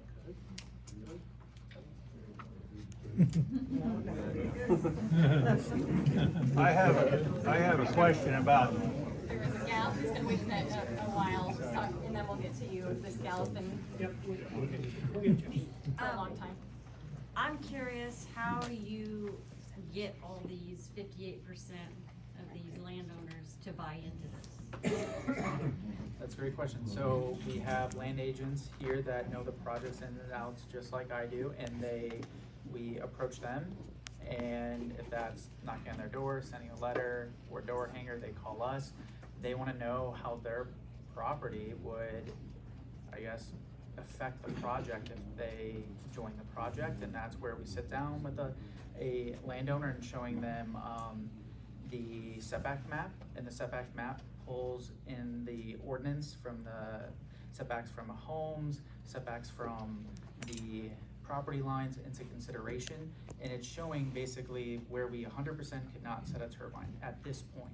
But then later down the line, you know, we have our wind data come in, our environmental stuff, where that buildable area, even though they have a pretty big open on their property of land, it can whittle down depending on that build area from other environmental studies and wind data that come back. Now, with that knowledge, the landowner's also gonna look at a compensation estimate that we have that's kind of high level, that lays out the financials within the easement. Any landowner can take that easement to an attorney, have them review, have them redline it, and we can have our attorneys work with that and get to hopefully an agreement where things are changed in the benefit for both parties, and then they end up signing. So how do you determine how much money each landowner gets for having one of these on their property? Great question. So you will get compensated based on the acres you put into the project, and also the potential that your land could host infrastructure for the project. So do you have that laid out for them in their lease that you have presented to them? Each Correct. specific one, they know how much money they would be getting per year? So each one has a compensation of estimate. So it's an estimate based on the acres they're putting into the project, how large the project would be, 300 megawatts, and the turbine size that we use at 4.5, 5.0, 5.5. So depending on those, I guess in that scenario, they're presented with a very low case of coming into the project actually coming to fruition, and they have no turbine whatsoever. They're gonna see a low scenario based on just the land they put into the project. Then they're gonna see a high scenario if they do get, say, 2 turbines, 3, or whatever their land can host. So we do present a comp estimate, yes. Yes. Okay, I'm gonna go to Eileen, and then I'm gonna go back to the lady, and then I'm going back here, and then I'm over here. So I'm just gonna piggyback off what you said. Give us the formula. You have to have numbers. Yep. I mean, give us the formula that you use when you sit down and talk to us about the compensation on an annual basis. I wanna know the numbers that's in your formula. Yeah. Okay? Go ahead.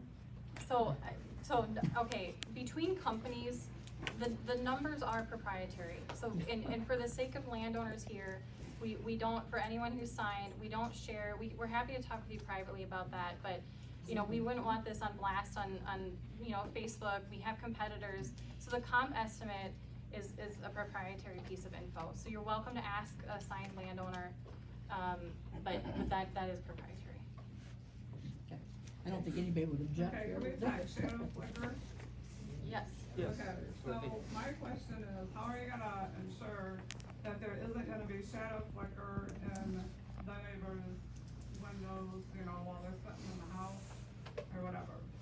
Yeah, great question. So we do pre and post construction shadow flicker analysis when we map where the turbine is at different parts of the day.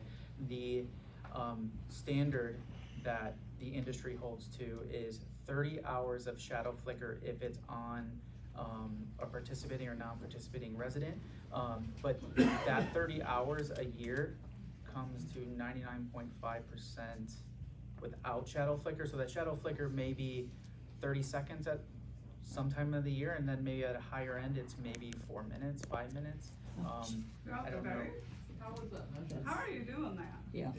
So, okay, so there's 2 ways. First, it's extremely mathematical with understanding the position of the sun, the curvature of the earth, and where the turbine is placed in relation to the home. So we know ahead of time, we can predict, based on all this, we know at this time of day, this home is gonna receive this much shadow flicker, so we've gotta move it. So that's one. Others, you know, in instances where the landowner called us after it was constructed, they said, you know, I'm just not liking the shadow flicker. We just curtail at that time. So we'll shut the blades down for that time, and you can predict that. You can pre-schedule it and say, you know, 8 a.m., we know the angle is producing shadow flicker, so we curtail for 5 minutes, and then it's done. So it's very easy to predict shadow flicker. Okay, let's go back here. So, Olds is gonna be saturated with the wind turbines, and Winfield not using has some, and, well, definitely Winfield. So, we're talking a whole town with shadow flicker, and anything near it is gonna be coming in. So I wanna know how you're gonna ensure, like, my house might not have shadow flicker, but the guy next to me might. You see what I'm saying? We would just, yeah, I mean, we would look ahead of time to know where all the houses are, and we would either place the turbines so that there's not a collective effect on a particular home, or we'd curtail when we knew that we'd stop the blades. Okay, so in your propaganda here, it says that you took care of this for a lady that did the wind turbines, and she contacted you right away with the shadow flicker business, and you guys took care of it. So did you, like, move it, or? Well, in that case, we curtailed. We just, you know, it was to a level where, and that wind farm was built prior to my, time here, so I don't know what that was modeled at initially. But that, you know, I know that's Scioto Ridge in Ohio, and that, what we did is we just said, okay, we know we're gonna stop the turbine blades at this time. So we just addressed it. It was just. Yeah, it says, give us a week. And sure enough, in a week's time, that turbine that was causing the flicker would turn off as soon as the sun was in the problematic position. So even with the winds blowing at a good speed that you want, you're gonna go ahead and turn it off so it's not gonna generate any electricity. For the time of shadow flicker, yeah. For the time that it's on that house, yes. Is that in an ordinance or contract or anything? How's that work? Yeah. Is that something we need to push the county to have an ordinance to make sure shadow flicker's not an issue? So it's currently not in the ordinance. Our internal standard is 30 hours a year. Yeah. And that doesn't mean every home will experience 30 hours a year, it's just the cap. But it's not in the ordinance currently. Hang on a second, Sue. I left you out. I told you we'd come back to you, so, yes, you. You mentioned decommissioning turbine. When you decommission a turbine and take it out of service, do you take down the tower, take down the foundation and all that? So we take down the tower, yes, and then we do take down the foundation. I believe the ordinance is proposed at 4 feet, correct? 4 feet of the foundation. So how deep does the foundation actually go? 12 feet. 12 feet. 12 feet. So what kind of a crop do you actually expect to grow on top of 4 feet of topsoil? Well, that's the ordinance is 4 feet, but we can take out more than. It seems to me if you agree to bring it back to pristine condition, you gotta make everything right. You dig out the dirt, you haul it away and fill it with concrete, and you take out 4 feet and leave 4 feet of dirt. It's obvious you're not a farmer. Okay, and another question that goes kind of along with that, you have these transmission lines that go underground from one to another to where it gets on the grid. How deep are those? Yes, those are 4 feet. It was 4 feet. 4 feet down. Yeah. So do you, 30,000 volts. It's 34,500. 34,500 volts. sorry, so yeah, but when a site is decommissioned, do you take that cable out of the ground? at times, but it's not the practice to do that. So in other words, you're not honoring a contract if you say you're gonna return it to pristine condition if you leave all that stuff there. So I don't wanna argue with you.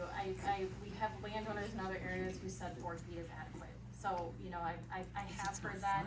There's other areas where the ordinance was set to 5 to give that extra foot of clearance, but yeah, we've heard from root depth that it's adequate, and then we would pay for yield loss for the lifetime of that project, so. And who calculates that field loss? You? Well, so we talked about that We did earlier. talk about Yeah, that, we about use. You're gonna have to mumble a little bit louder, sir, because I can't, I'm hard of hearing. I'm wearing hearing aids right now and I've got them turned up. Sorry, we answered that earlier about the Chicago Board of Trade on the previous 3-year average, but if the landowner does not like that number, then they can find their own crop adjuster that is on our dime to work with to get that number that suits. Okay, I follow that. Yeah, sorry. Most crops anymore, as most of you guys know, your combines are giving your field yields as you go through those fields, and you see your highs and your lows. So if you're going across that spot where 35 years from now that tower is gone, and you keep seeing that circle out there that's showing that yield drop. It's right there where that tower used to be. You got evidence of that yield drop on that circle. Now you're talking about a circle out there about 17, 20-foot round. You're not talking about a very big area where that concrete is underneath there. So But it still generates a yield loss for you. exactly, that's what I'm getting at. You still have that yield loss. So you see that from yield loss, and you calculate that up, the square footage of that, of what the yield, the But rest what of the you seem field to be is. saying, it's not very big, so it really don't matter, you're screwed. That is not what I'm saying. When you calculate that off of your combine yield for the entire field, you would contact RWE and say, I've got this yield loss in this circle, and it's costing me X amount of dollars every time I harvest of the actual yield of the rest of the field. You're gonna average that, of course, and then they're gonna pay off of that. And then if there's a discrepancy in that, what Matthew's saying is they would pay a third party to come in and help them evaluate that, to come up with that conclusion of what that yield loss actually is, if there was a disagreement. But if you have proof with your combine, and them things are pretty accurate as they go through those yields. I've watched them before, and I've used them on pipeline yield losses when we adjusted and paid out. So that's pretty accurate, and that can be used in that way. So most of this time is settled without any problem. But if there is a case where it becomes a problem, we have a third party come in and help us with that. We would pay them, we would choose them. It's not like we're trying to be dishonest or deceptive in that process. That process is there. That's Mount Pleasant. So you sell this electricity to who, the highest bidder, you said? Whoever's bidding in the area, that's who you sell it to? Whoever wants to buy our energy, yeah. Whoever wants to buy the electricity, yes. So Yeah. we sell, and yeah, I mean, we go with a good power purchase option, and that's for the commodity of electricity. So yeah, I mean, there's other factors about working with a purchaser, if they stipulate certain things, but we want a good power purchase agreement price, yes. Okay, so, whoever we buy from in Henry County, they say, okay, we're willing to pay this. Oh, but we're only charging our customers this. So how much we're gonna have to raise our customers to afford to buy your electricity that we're producing locally? We should get it free if you're producing it for us. That's not the case, it happens, right? Usually it goes up, Well, not down. utilities don't always buy the electricity. So it's not all, it could be, Menard, it could be, Facebook. Like, it's not always utility, regulated utility that buys the commodity. It's just going onto the grid. And they can't rate base that unless they own the asset. So if they own the wind farm, they can say, oh, hey, IUB, we have to raise our rates to pay back this wind farm infrastructure. But if they buy the commodity, I don't know if there's an equation in place for them to rate base that. So, but we're talking about the commodity of electricity, not the full wind farm. And that, it might not be Mid-Am that buys it might not be Access, it might, or I guess they're not on the grid, but. But there's no guarantee that our utility prices will go down by having this. That's correct, there's no, we cannot, it's a regulated market that we do not affect. So there is a guarantee that Walmart, Facebook, Amazon will get their carbon credits. Yeah, that's right. Companies that buy the commodity do get, So they're running the show for this, basically. it's As not an just, investment. yeah, it's not just them. I was just giving an example of it's not always utility, but yes, renewable energy credits are a thing. And you had a question? One of my things to say to everybody is you're gonna really have to do your own research on this. A good place to start, I think, for me, my opinion, was, there's a case from 2007, it was Brown County Human Services. It's a special event with Duke Energy, and it was a Shirley Wind project. Very well documented case. And there's people that, it's between the County Board of Health and the supervisors. It's an open panel and discussion. It's a long thing to listen to. It's 3 hours and 40 minutes, but it kind of gives you the basis of what this should look like, what our discussion should look like. It gives the viewpoint of, it's an MIT study, also with different people who take sound readings and such. And I think it's like a long listen, it is, but I think it's well worth it that's a basis to start on. Something else I heard is that, talking about the viability of a wind project. If you go to the Department of Energy, Federal Department of Energy, they have a chart there. And on that chart, this area, southeast Iowa, where we are, is just a notch above zero, meaning that zero means that it's not viable for a wind project, and we're just a notch above that. So, and that's the Department of Energy. I did have a question, because you're the sound expert. I think at least one of my big problems here is I want to thank you, because RWE, your company, when you sent the letter to me, that's the first I ever knew anything was going on. And it shouldn't have been that way. But I did want to ask about, during this, the Duke Energy panel thing, the consensus, I mean, different people had different, but the consensus was that these turbines should be spaced dependent upon the noise. So, in the noise level, like somebody has said, the WHO, is it? WHO, yeah. I was thinking the radio station all of a sudden, I thought, right? Is 45 for dating. Yeah, decibels. It doesn't take into account infrasound, and there's people that are very upset with that because the turbines were added on to their noise pollution type list. So I think part of the problem is that in the beginning, you know, the idea of wind energy, you know, can we do this effectively and at a low cost, has been really undermined by bad ordinances. Putting the turbines too close to people. They're upset, I'm kind of upset about that it's way down the process before you really, and then it takes research, my goodness. You know, how much time it takes to try to research this stuff. And there is plenty of research. You can go to windwatch.org, has a lot of research. It has a lot about county ordinances across the state. You can also follow up. There's a Senate, what do they call it when it's not? nonoise.com or .org also is the Environmental Pollution Clearinghouse. If you want to look up ordinances, they've collected 500 ordinances from the 500 largest cities in the U.S., which is a lot of cities, obviously. I encourage windwatch.org because they also have videos there that you can listen to testimonies of people, which is very impactful.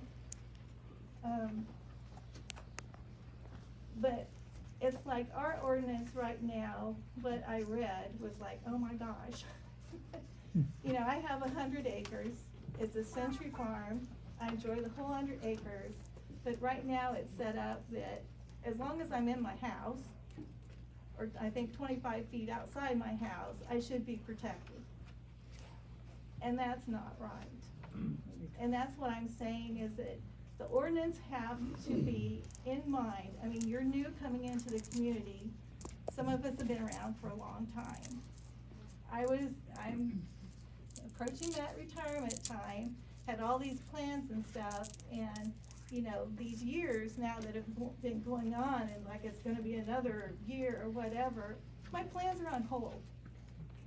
Because, I mean, there is evidence out there that the property values aren't gonna hold. The money that I put in the houses is not gonna hold.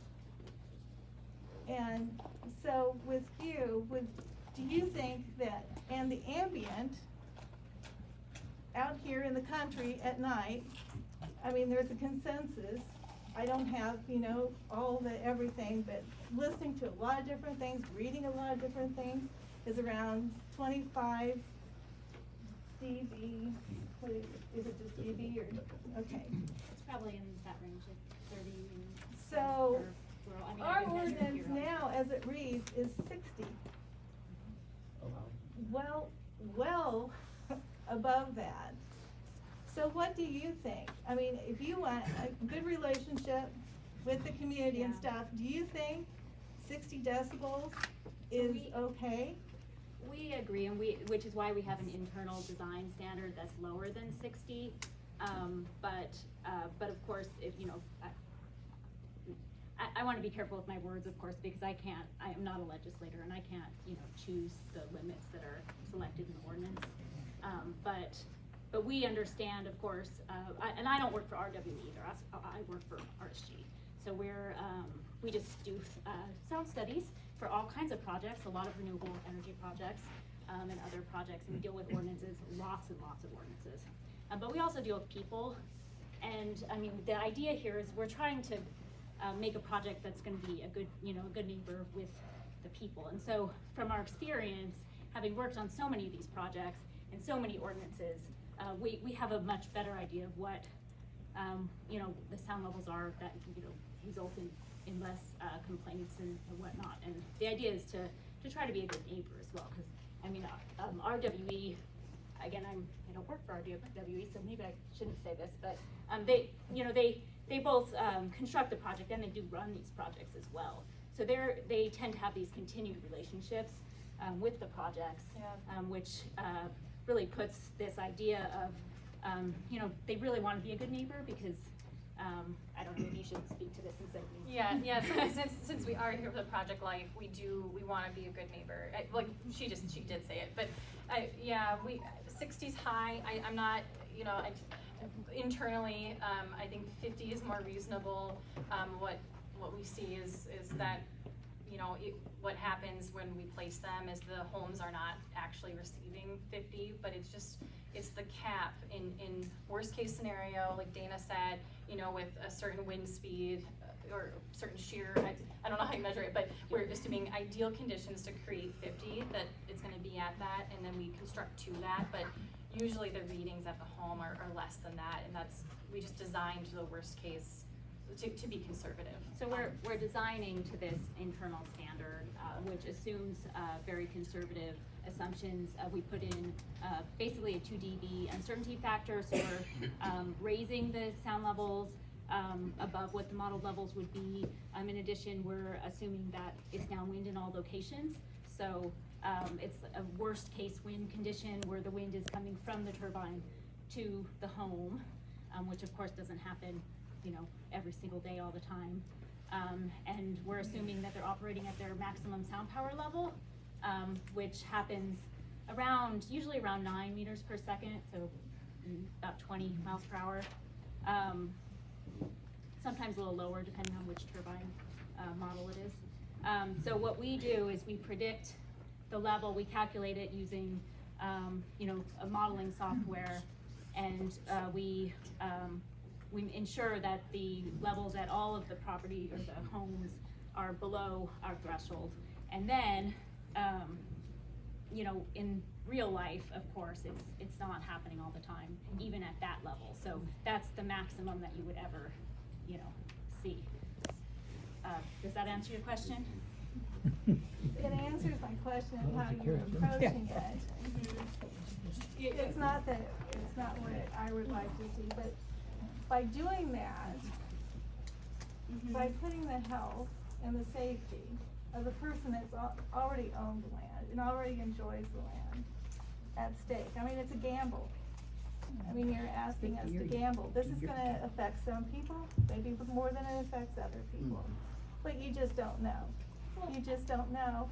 And what it's doing is it's driving a wedge between communities when these kind of things happen. And unfortunately, because I would have never thought that I would say this, but I think that maybe the answer is taking it to a state level, because just for the fact that at the state level, it's proposed that the setbacks are over 5,000 feet. Now, at over 5,000 feet, it kind of diminishes all the shadow flicker issues, all the ice throwing issues, all the noise issues, the infra and the audible sound, that shouldn't be much of an issue. If you might still hear, but it's not gonna be a health issue. And I think that that should be the priority, to take into effect that our health, our safety, and we've spent many years, in my case, many generations, of building up that farm equity. And that should not be compromised because some new, whatever, whether it's a wind project or whatever it is, needs to be sensitive to those things, to me. And that's in the Iowa Constitution. So, that's all I have to say about that. Thank you. Lady back here.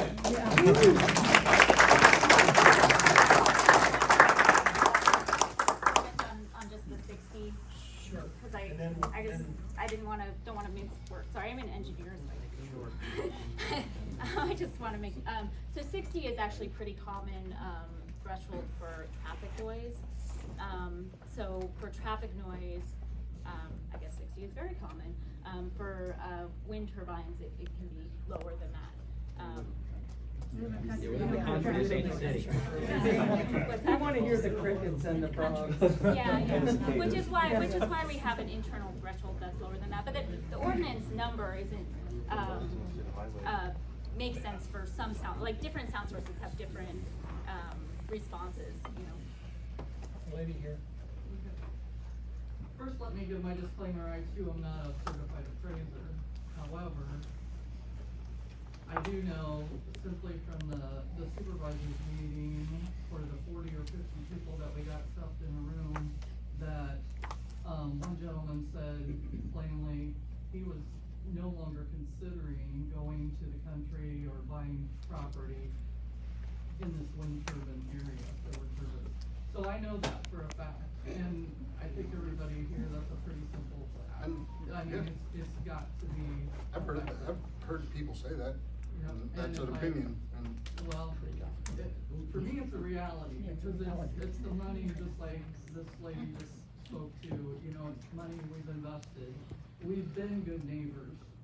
We are existing neighbors in this area. We have already poured money into the schools, in-kind donations, all those things. Everyone in this room probably can speak to that themselves collectively. So we are those neighbors now. You're a new neighbor, potentially, but so far, what I'm hearing, we're saying that for property values, but you're asking us to gamble, as she said, we're gambling on that with our money. And to go back to what Julie said earlier, I think if I heard you correctly, there's no mitigation for those of us that are having these neighboring turbines that are going to impact, I'll stand here and say, I believe it's going to impact my property value, 100%. I'm 4 acres surrounded by colored, whatever is going to happen in those colors, okay? And I don't believe it's going to enhance my property value, which the ordinance says protect property value, right? That's in there.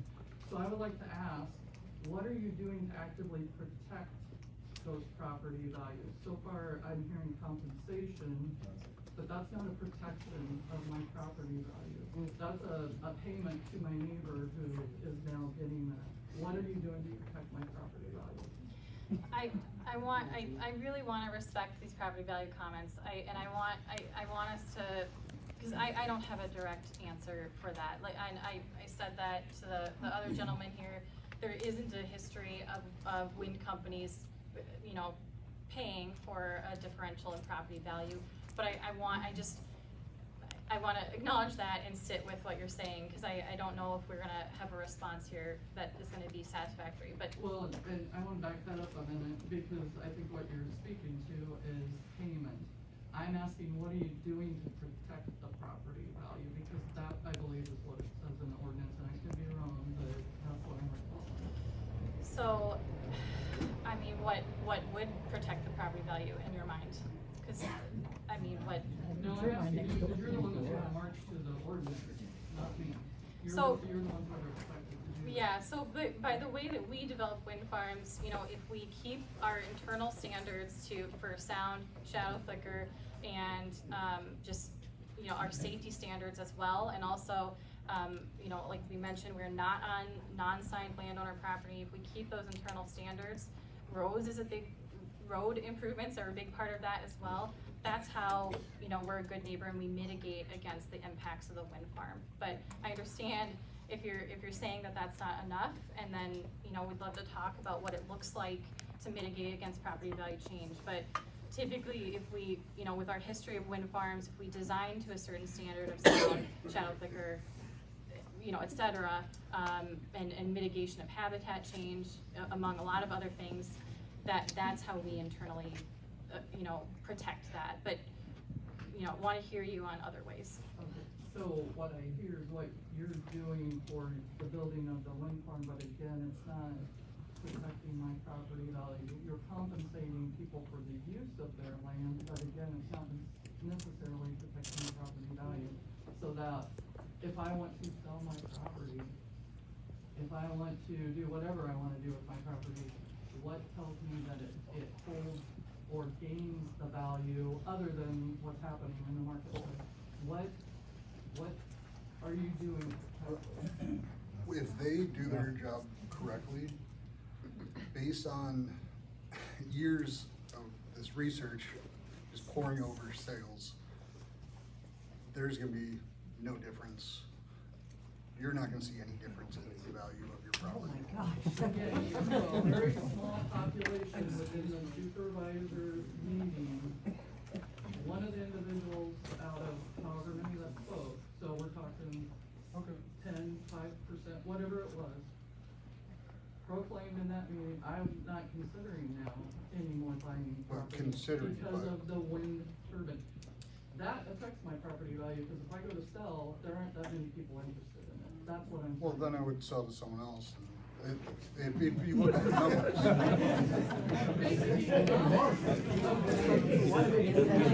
That person wasn't interested, so that's who goes someone else. Less money. I'm just saying, I think you're giving us an unanswerable Yeah. in the sense that we provided our design standards. If you have, that's why I want to sit with this question. If you have feedback on how to mitigate against that, we're all ears, but. Larger setback. Yeah. Larger setback. Two people back over here, the gentleman and the lady, so whoever wants to go first, you two. She was way too good, my arm was getting.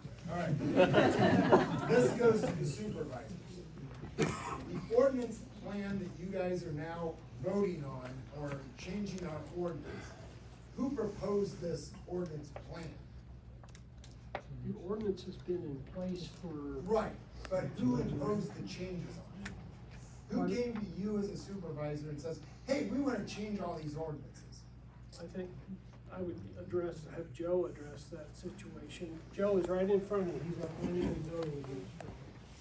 It started with the request that we beef up the bonding process, make that stronger, make it more protective.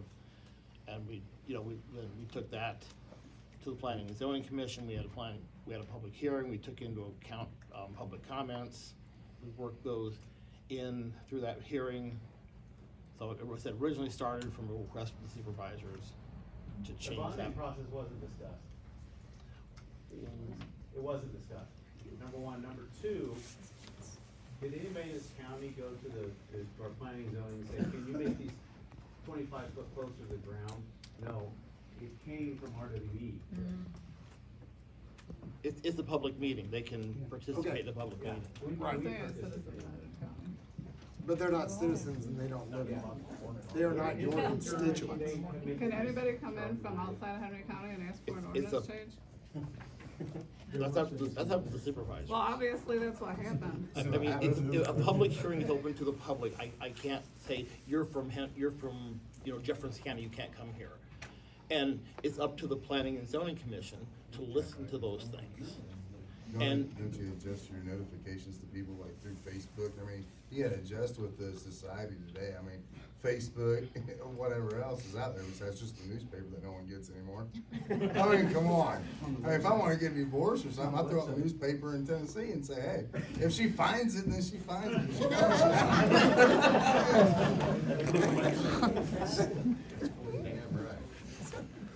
she So, the planning and zoning commission takes those recommendations, they take the public comment, and they decide what should go in, what should not go in. Then it goes to the supervisors, again, another public hearing, they can further change it. That's the process. Eventually, they get to a final product, and that's what, that's what they'll pass or not pass in the end. And we found out about it from the paper too, just so, I mean, we saw the Southwest Iowa newspaper that the ordinance was being looked at. So that's how we found out, and then we wanted to give our input in public hearing, which we did, but we found out that way. It wasn't like we knew ahead of time. My next question, since I stood here for a long time and everybody else seems to do this, I talked to you and I asked you if you had a business plan. And you said, no, we don't, we're developing it. But yet you say you did this in how many other places in this state? How many wind farms do you have? How many, no, answer my question. As a company, how many wind farms do you have in this state? We're developing 3. So you don't, you And have we have 3 active. We have 3, yes. Okay, so to get those, you had to have a business plan. We acquired a company that Okay, so already you built bought- that project, yes. So all of them you bought outside? We bought those 3 bought active, those- and then we are okay, other developing states have 3 them. RWE. How many do we own? Yeah, how many did you develop? How many did 32. you start from the beginning and develop? 32. Okay, so you had to have business plans for those, correct? They developed. Did you have business plans for those? That is the question, yes or no? But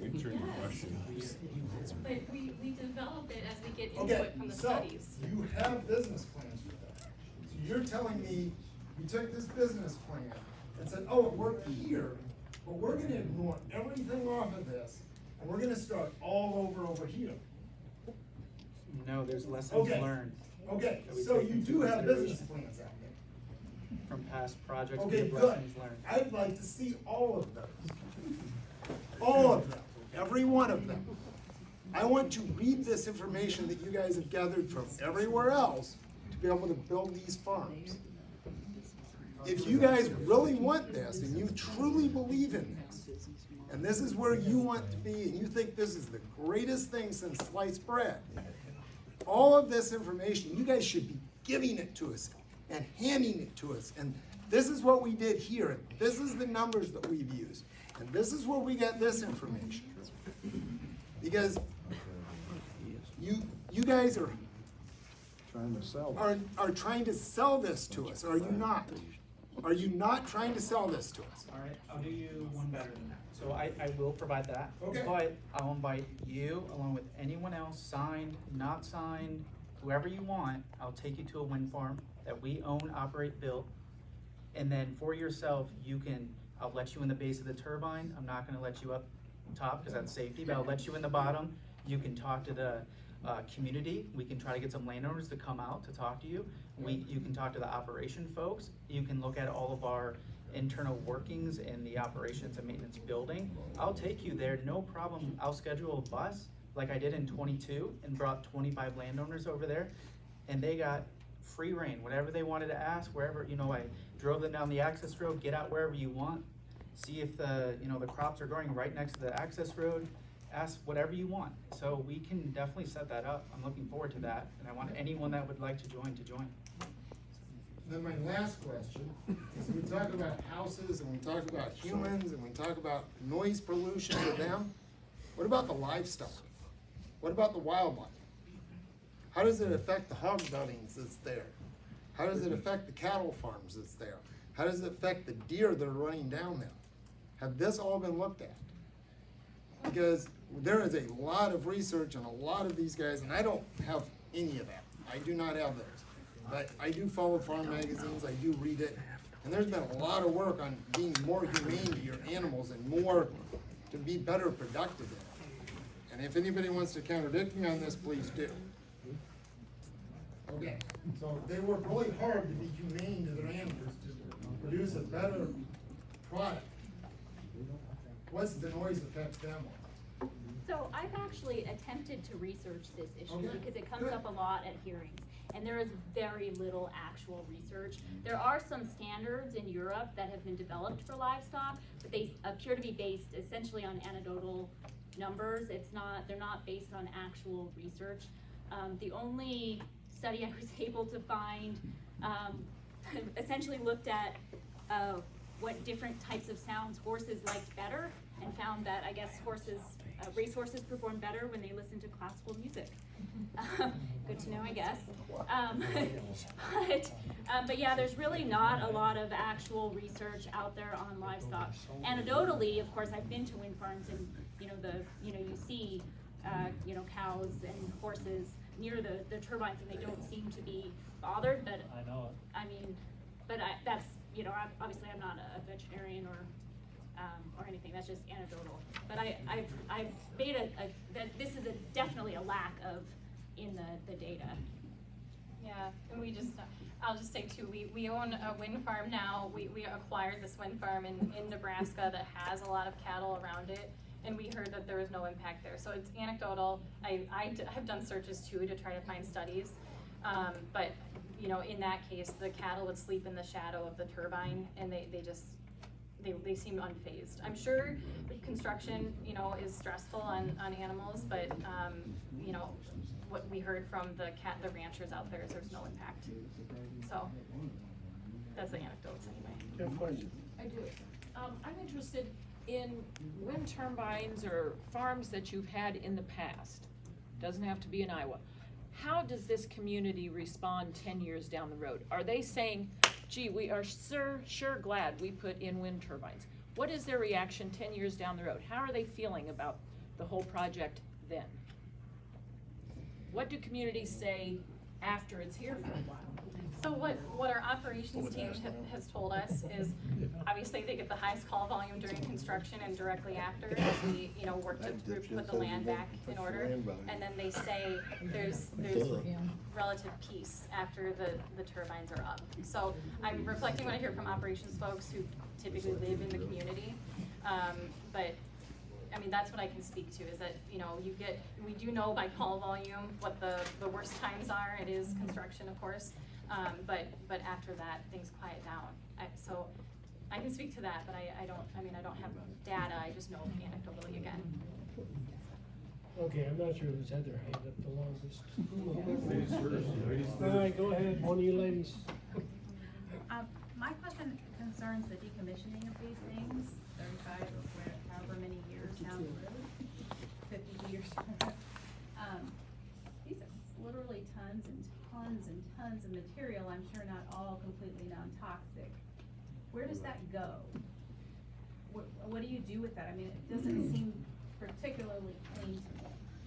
Yeah, We're talking about clean energy. Have you guys decommissioned many of these things?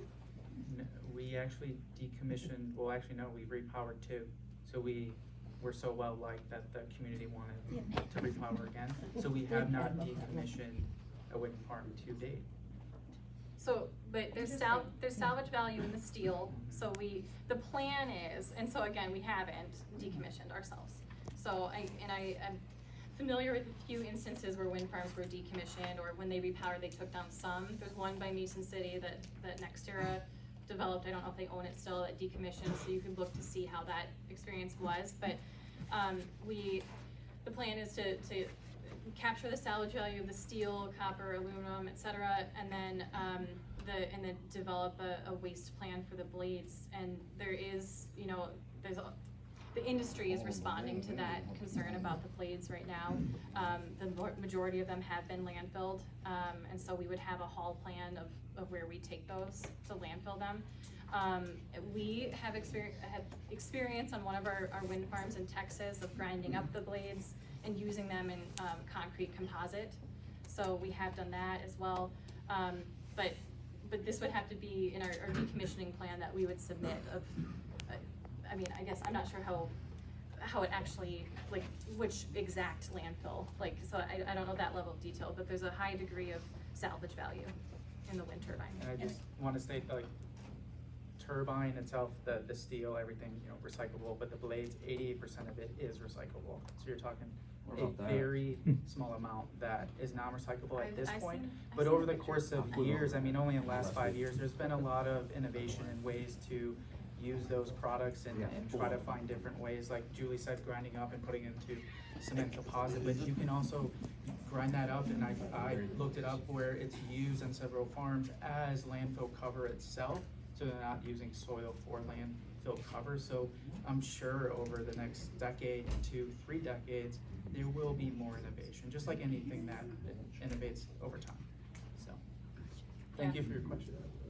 Okay, Eileen, and then the lady in front, and then the lady over here, and then, you said ladies first. All right, my question's gonna come to the guy that talked about the sales. And I guess, you know, you rumbled through a lot of, you know, you said, yeah, we did lots of studies and this and this and this, but peel back the onion a little bit and tell me what you really did. Because, I mean, did you go back and actually research those people? Did you talk to past realtors? Did you talk to So, yeah. appraisers? I mean, So, 'cause it- so I'll go to, we talked to the professionals, we talked to realtors, brokers, auctioneers in the areas. And then we would go to the assessors. We go to any assessor that has a turbine in the county. All assessors say there's not been one tax deduction based on a turbine.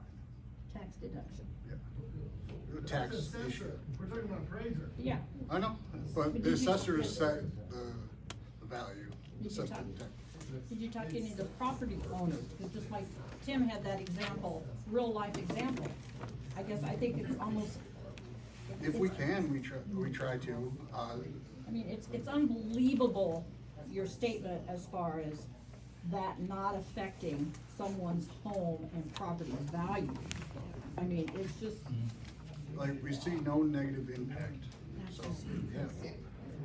But then we take comparisons from right next to a project to miles away that are similar homes, sold similar times, similar prices, everything similar except for distance to a project, and no difference.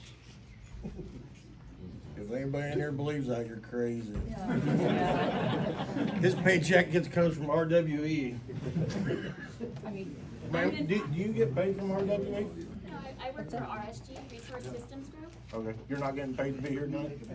I mean, I work for the, you know, I have a contract for this project, just like, you know, anybody else who's working for a client. Like, that's, I mean, that's we- based on many yeah. states. Like, we have data that we could show, and I just don't have it in my hand right now. We need to get professionals out here. It is, you know, so we have contracts with them, yes, but these are professionals in their field. So I understand the comment, but, you know, how else would we have a sound expert or a real estate? He's looking at the data, you know, so. I mean, obviously, you know, we're just like all of you, we work for paychecks. Well, you talk about 60 decibels, well, most everybody in here is going home to a family farm or a farm that has about 2 coyotes howling out there. How many decibels is that? You four don't know it, because you guys never heard it probably. I hear coyotes grow up in the country, actually. I hear coyotes. I'm a hunter. But yeah, rural but Minnesota. but of course, There's we don't coyotes. set, I mean, we don't set the ordinance limits. I mean, that's not our, you know, and we, I mean, that's not our, Well, as far as the property values go, if I can speak out here, nobody in here would buy a property to live next to a wind turbine. If that's what I'm hearing, right? Almost nobody in here would. Who would? So that makes the property value go down. If you have people that won't buy that property, you just say, well, then the next guy will buy it. Well, yeah, for less money. That's property value going down. It is a, you know, the final house and a brick house. Someone really likes the vinyl house, someone really likes the brick house, but not the same they thing. don't swap. That's the simplest comparison You can change of your opinion.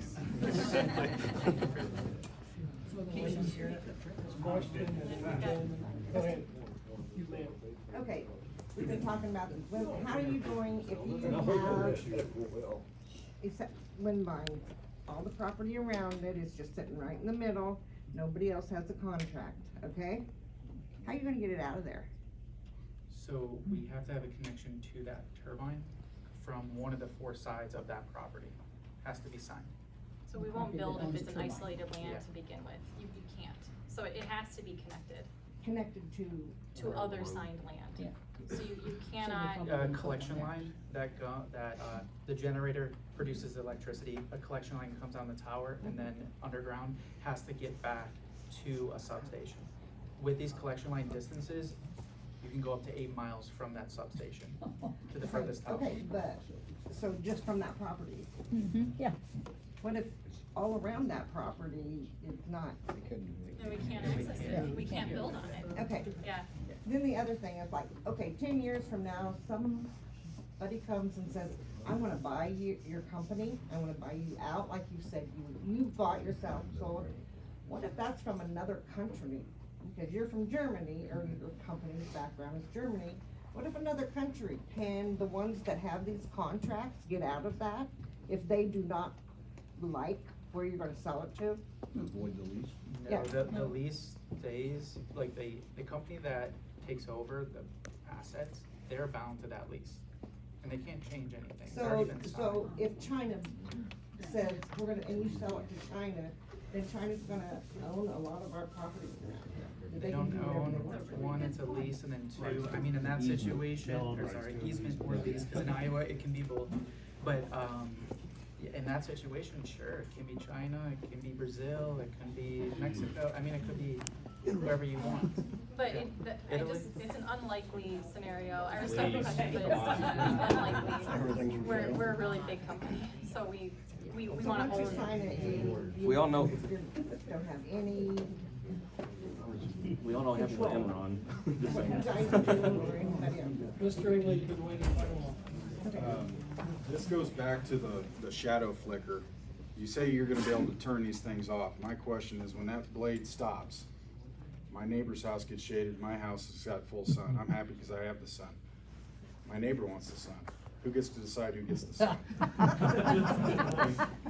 So that shadow flicker only lasts, like I was saying, could be 30 seconds, could be maybe 5 minutes of that day. So we stop the turbine curtailment, that's stopping the turbine for those 5 minutes, and then they start again, so. You say when it stops. When it stops. It's like, well, imagine, you know, how the sun goes, obviously, picture it, and your turbine's here. So when you're seeing the shadow, when it goes, you know, the sun is at a certain, you know, angle between the house and the turbine. So it's typically just that's like sunrise or sunset, depending on where the Yeah, the most homes beautiful. For a lot of hours too. It is Meteorology. not, But it's only not lasts a a lot of few hours. When we design it, it is designed to be 5 to 7, typically 5 minutes a day at most. So there's not an answer for your question. It's a sliver of a shadow that will stop, then for 5 minutes, then someone, I don't even know how big that shadow impact's gonna be. Well, that's my next question. So, at 4 o'clock in the afternoon, how far is that shadow gonna be able to go? We can do that model. It's 3,800 feet. It's 3,800 feet. Wouldn't it depend on the time of? So, when we're talking about ordinances here, that shadow flicker is gonna go almost 4,000 feet. I mean, there's different times of the year. Is it cloudy? Is there any shadow? I don't care I if mean, it's there's one a day out of the lot year. of different We're situations. talking about trespassing, shadow trespassing. I'm not joking here, this is an Iowa law. So when we're talking about ordinances here, almost 4,000 feet, we better be keeping that in mind. And there are, so being from an aviation background, there is a meteorology rule, I have to have no meteorology. The shadow doesn't last more than 5 minutes. Trust me, when you're flying into the sun and flying away from the sun, you know how long the shadows last. I flew in it all morning this morning. You, sir. In front of, yeah. Yes. Yes. You. I'm sorry. No, the guy behind you, then you. Okay, I absolutely reject your argument that property values are not affected at all. 21 years ago, we built our dream home. A neighbor to the west signed up for a turbine. I retired yesterday. I'm not looking forward to a shadow, a flicker, or unsightliness of a turbine west of me. Amen. Just a statement. Thank you. Now you, sir. I don't know how to ask this question, but could you address the blinking red lights? Yeah. Yeah. So that is required by the FAA to light up any tower or structure over 200 feet. That's why my towers are at 198. Now, there is a system called ADLS, and that is a system where you have it on 1 or 2 towers, and it shoots out to the, I guess in aviation, they already have this system on planes already, and it lets the wind farm know any aircraft that comes within 30 nautical miles, then they start blinking. When it's not 30 nautical miles, then it can go off with no lights. So that will cut down on the occurrence of the red lights. I have a question. What is ADLS? It's automatic, we know it's aircraft detection lighting system, yeah. Okay, that's not for towers. That's for aircraft. Flashing strobe lights. Movement in aircraft at night in tower controlled airspace. This is Class Echo airspace we're in right now. Burlington's Class Golf. Cedar Rapids will be Class Charlie. Bravo will be Chicago, St. Louis area, and then Alpha would be 18,000 feet and above. I disagree with that statement about the detection system. It's based on radar. I've done, because we have meetings up at Ankeny, because that's what the FSDO is, the Flight Standards District Office.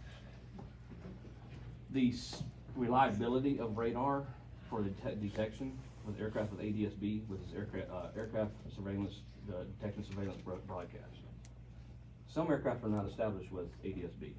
Perfect example, my 172 that I ran out for the local community and Southeast Iowa for that matter, for all Burlington, Fort Madison, Keokuk airports, and Fairfield, different counties. If they have these detection systems, they have to be lighted from what's the statement in the FARs? From civil evening daylight, dusk, to civil evening twilight, or when the sun comes above the horizon, you can see. There's nothing in there saying that they can go off and come on, especially at 600 feet above the ground. You go to New London, there's a tower there with a red blinking light on it all night long. There's nothing established with the Federal Aviation Administration that registers that. I'm here to tell you that right now. Being in aviation for over 30 years, there's nothing like that right there. We actually have this system approved from the FAA, the professionals, and they will only give us that to put onto our towers to make that available if the health, safety, and wellness checked out. They wouldn't provide the FAA a permit to us if that was a problem. We did have an ag pilot talk to us after the last, after the county meeting, and you know, he expressed concern that it would shut off for the major airliners, but not ag pilots and that class of aviation. Mm-hmm. So I wanna look into that, I do, so there's a difference there. I have seen wind farms with ADLS. So in Illinois, I've driven by, they're dark at night. So I've seen that happen. You know, I need to look into how effective they are, but I feel, I mean, the fact is, a lot of counties are demanding this system right now. And a lot of counties in Illinois are saying, we do not want the blinking red lights, so you've gotta have ADLS. So they're demanding this, you know, with input from FAA. So I can just reflect what's being asked for. Yeah, because the FAA, you have the FAA, the federal part, then you have the FAA, the FSDO, the Flight Standards District Office for each state. Illinois has 2, they have one in Chicago and they have one in Springfield. Iowa has one in Ankeny.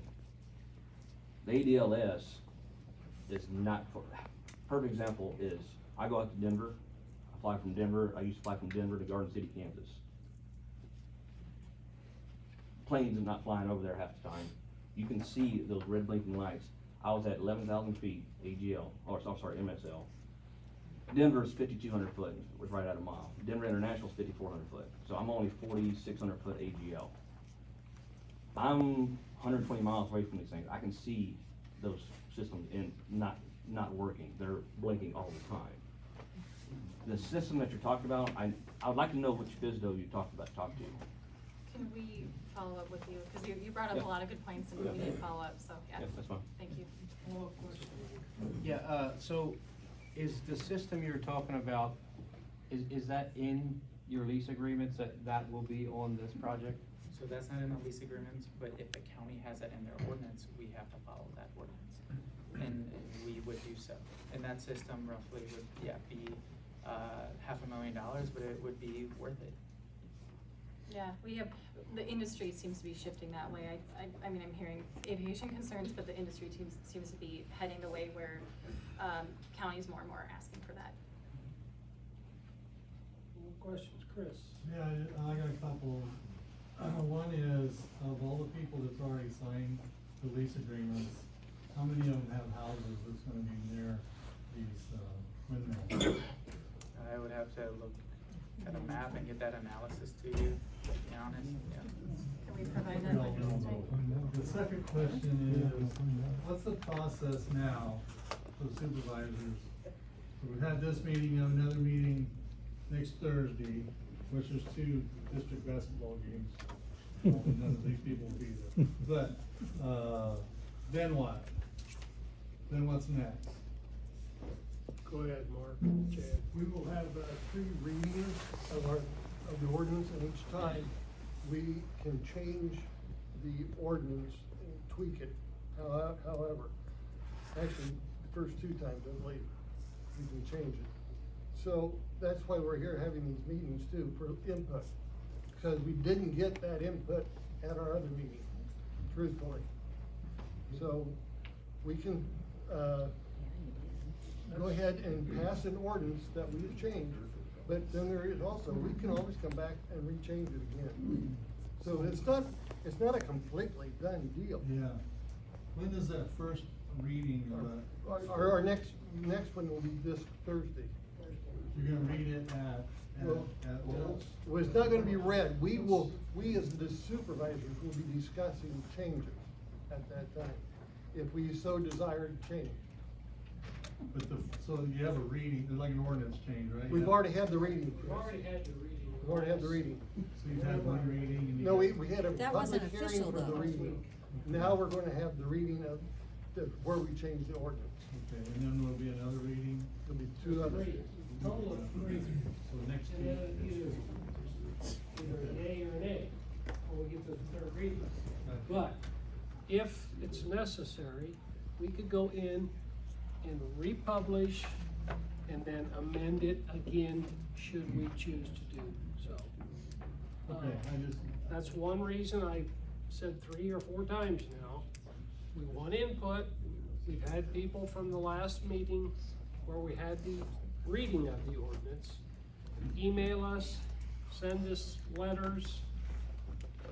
You're our citizens, you're our constituents. We want and need your input on this. Greg? The final decision is, yes, ours as to how the ordinance reads. Are you talking about reading, when you say you already had a reading, you were talking about the one at the courthouse, that one? Correct. But you said that wasn't the official reading. It wasn't, because you're actually supposed to do the read, but everybody was there, so I'm going, I might as well. But you said it wasn't official. It was a public hearing reading. It was a, of the ordinance. right. I'm sorry, And we Greg. asked for input Go ahead. at that time. Right. From the people. But you said it wasn't official. To clear it up, the 3 readings, they're not, it's old language from, 100 years ago, when they didn't have copy machines, and everybody sat and read the thing out loud so everybody could hear it, because you couldn't make 100 copies. Mhm. And we still use that language, but But when you mean official reading, that means you only get to read it 3 times and then you can't do it anymore, changes? There's 3 meetings, and on that third meeting, they either pass it or Okay, or don't so pass it. that one at the courthouse was not That was considered the the public first? hearing, that was the public hearing. Okay, but it's not considered the first. Not considered the first reading. Okay. Okay. I probably missed it. So is that ordinance on the web somewhere? Can we? It is. Yes. It is. It's on the main page and it's on the planning page.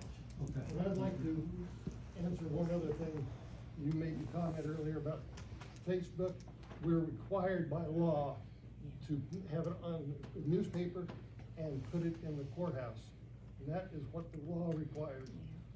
And yes, I agree with you, things are changing, but talk to your legislators about that. But just so everybody knows, the emails that are coming in, I've been reading through them, compiling them, kind of putting them in where they fit into the ordinance, where the letters are, and, you know, so you're just not winging it out here and throwing it out here, where it would apply in here, and it'll be a topic of discussion. I did it so that way that when we read down through there, here's one, let's talk about it. Let's talk about it and discuss it, come to an agreement on where that should be, you know, what the details on that would be, and then proceed that way in somewhat of an orderly fashion. But that is one way to encourage people to respond by that supervisor email. That way, that's kind of the common collection thing. Because frankly, I don't want I'm just gonna say it, I don't want my phone going kaboom every time because everybody's got work shifts and things like that.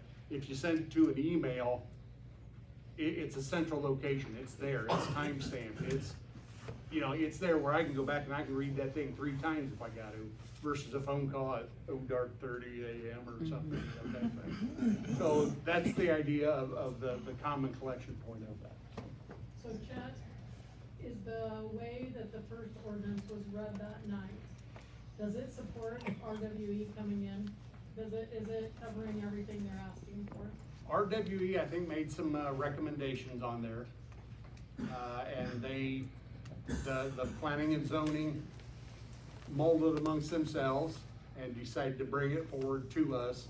They made the recommendation to bring it to us. Now, we have the ability to mold that further and add, tweak, and that's not good, whatever like that, and come up with a final product. So right now, does it allow for everything that they're asking for? No, there's some things that are still differences there. Are there things that would prohibit them from coming into the county? Say your question again. Is the ordinance now reading at any way would prohibit them from coming into the county? That they would look at it and say, nope, they don't want us there. As it sits today, can they do what they wanna do? As it reads right now, I think they could put into business, yes. I was out there. Would that be your general understanding? Yes, I agree with that, cause I know what they've had in the past and what they've worked with, yes.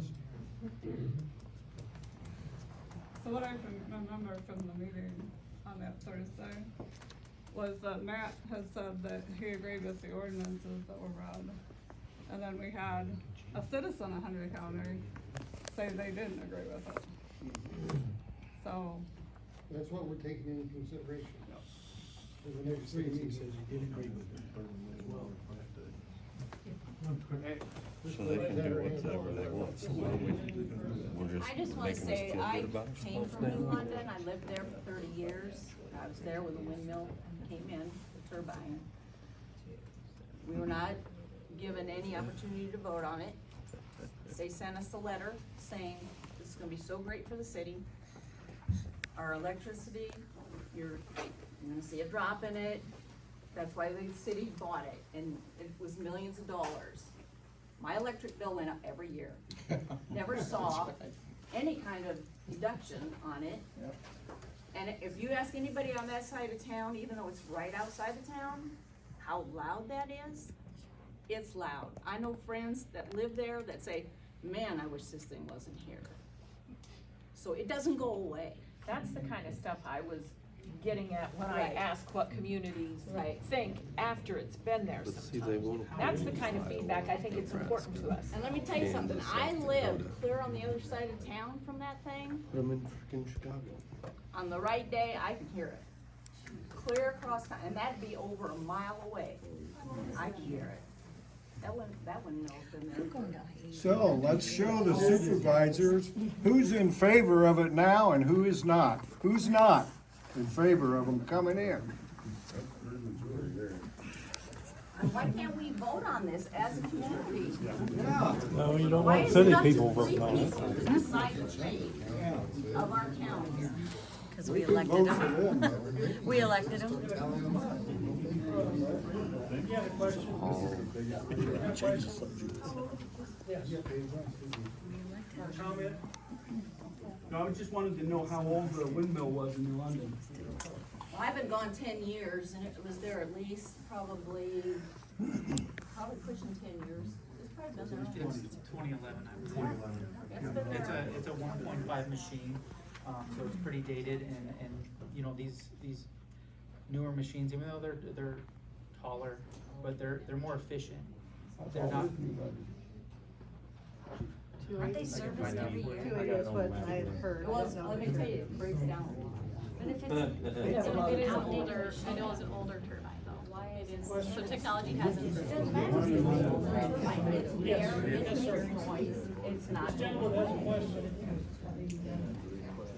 I'm not asking for your address, but like, where are you guys from? Like, where do you live? Speedsburg. I'm from a town called Woodridge. It's southwest of like Chicago by an hour. I'm from Lino Lakes, Minnesota. Like, this is where, like, you guys go back there, like, that's not where you grew up, that's where you live now? It's where I grew up and live. I live in St. Paul currently, but I'm from Lino Lakes. Based out of Park Ridge, Illinois, right next to Chicago. I live in Denver, I'm from eastern plains of Colorado. So, I had some math questions. You said 30,000 total acres is 100%-ish? Well, depending on how the land comes together. So you're at 17.7 something, right now? How many total people sign leases? Over 120 landowner. So, 87 separate. how many, so it's 17,700 acres right now, how many windmills would that be? At 300 megawatts, you're looking at 60 to 68 turbines. At the 17,000 acres or the 30? For the 30. Okay, so 30,000 divided by 62. Help me out with how many acres per thing, or does that include all the roads? That includes all the roads. A turbine takes up around 1/3 to a half or 2/3 an acre. So with access road, so it's not the signed acreage accounts for a lot of other aspects of the project. But the turbine itself is only taking up, like if you want to round up, you could say 1 acre, but it's. So, give me an idea on like rent per acre in this lease. That, we answered that is proprietary. No, I know they said that earlier, but like, what, I mean, we can kind of be creative, The what? numbers they gave us, it's right at $50 an acre. $50 an acre for farm ground. For a side. You're Okay. looking at per turbine is like $437,000 over 35 years.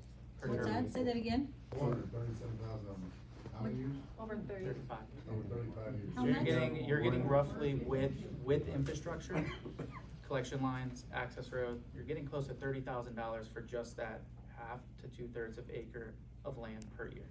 Okay. So I think that's a good return. Can I commend you guys for getting beaten up here, I don't do it all. But we're all neighbors, and we're using weird language. It's not a neighbor, it's an industry. We're neighbors. They're not our neighbors, they're going back to Illinois. I don't say that to be rude, but brick and vinyl in Chicago, that's a sewer system in somebody's backyard right next to you. Here, we have to look at it and deal with it, so it's not an opinion, it's a giant mass structure that you guys get, you don't have to look at, you don't have to hear it.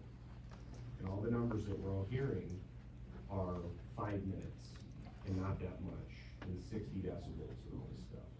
Again, I'm not beating you guys up, but being a data person myself, we have to cut through the language war going on right now. It's industry, it's not a neighbor. So I encourage you guys, we're your neighbors. They're not. And I don't say that to be rude, it's just fact. It's no different than 60 decibels, 5 minutes. We're neighbors. So we all have to live with a turbine doing a shadow. That's right. And all of the drama. And it's our kids who are gonna be dealing with these leases. Right. So if I look at 35, no offense to anybody, but a lot of people won't be here. That's 52 why I asked, are you still gonna be with the company? 52 years.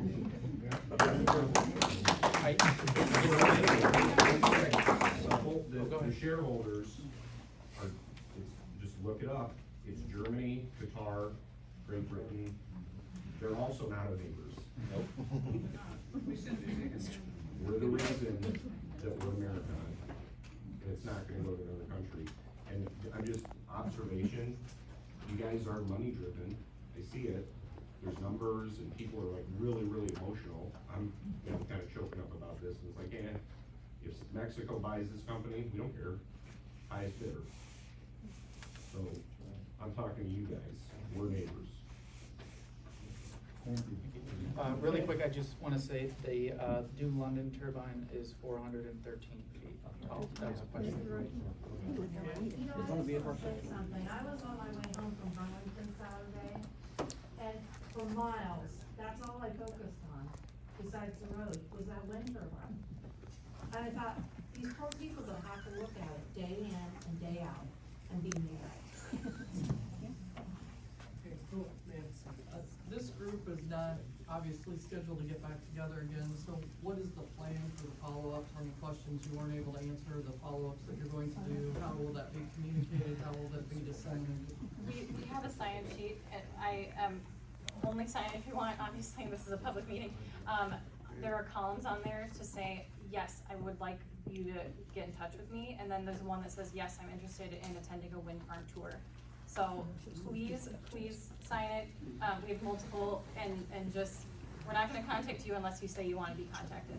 So you're gonna take the questions that were unanswered tonight and put them in a email and send it to us? Is that the follow-up? Is that what you're saying? It'd be, I mean, if we get it'd be nice to call you to talk, but I mean, yeah, email is Well, one but way. it's a massive group. I'm just, how does that information come back, and will it be disseminated Thursday night? Because some people will be going Yeah, so we can reflect on tonight and write the questions down, and then, answer them, so that we're able to find answers for by Thursday. If this group wants to, I can't speak for everyone who's gonna sign up on that sign-up sheet, if they wanna be part of a mass email with all the answers, but if you do, we can do that too, to respond to the questions. And maybe you have another way. I just wanted to close it up with, how are we gonna know the information that you're following up on? How does this Could there group- be an email address that is separate, that goes to the supervisors, to where all these answers could be answered, these questions could be answered? They go to that location so that everybody in the county has access to it. Up to the county, we're, Well, Yeah, they can go to, you're saying get published on the Yes. website. yeah, similar to the ordinance. Yes. That's up to the county, but we'd be fine with that. Yeah. We'd have to take it back to you. No, so we would answer the Answer questions, the we. questions, you sent a question. She said, didn't write nothing down. Forward, That you sent it. was the last question I asked.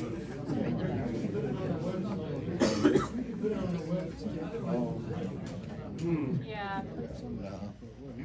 Yeah, I'd still encourage you to sign up, but we'll write what we remember, from this has been 3 hours. So what we remember of what was asked, we'll write it down, and collectively tonight, I'm sure, even tonight, right after this, just go with what do we have to answer? And then we'll put it in a Word doc, and then happy to send it to the supervisors. You have another question. Yeah, so thank you supervisors for doing this and informing us and letting us talk about this. That's good. We appreciate that very much. My question about RWE is, what's your longest operating wind tower farm that you've put up? I mean, they've got history. We're talking about 35 years. I don't think there's anybody in here naive enough to think that in 35 years, what you're putting up now. You know, you mentioned, I think, I don't wanna put words in your mouth, that the 2011 New London Tower is maybe old technology. That's about 14 years ago. Technology changes, you know, Facebook wasn't around 35 years ago. What's your longest operating tower farm that you have now, and give us some talk about that, please? Yeah, definitely. So we probably have farms that bring. Probably. Because that's in Europe, and I don't know those stats, Okay. but in the United States, it's 07, down in Texas was our first wind farm. Okay, and is it still operating at full capacity? Everything's going great, no problems? So that is what we've repowered.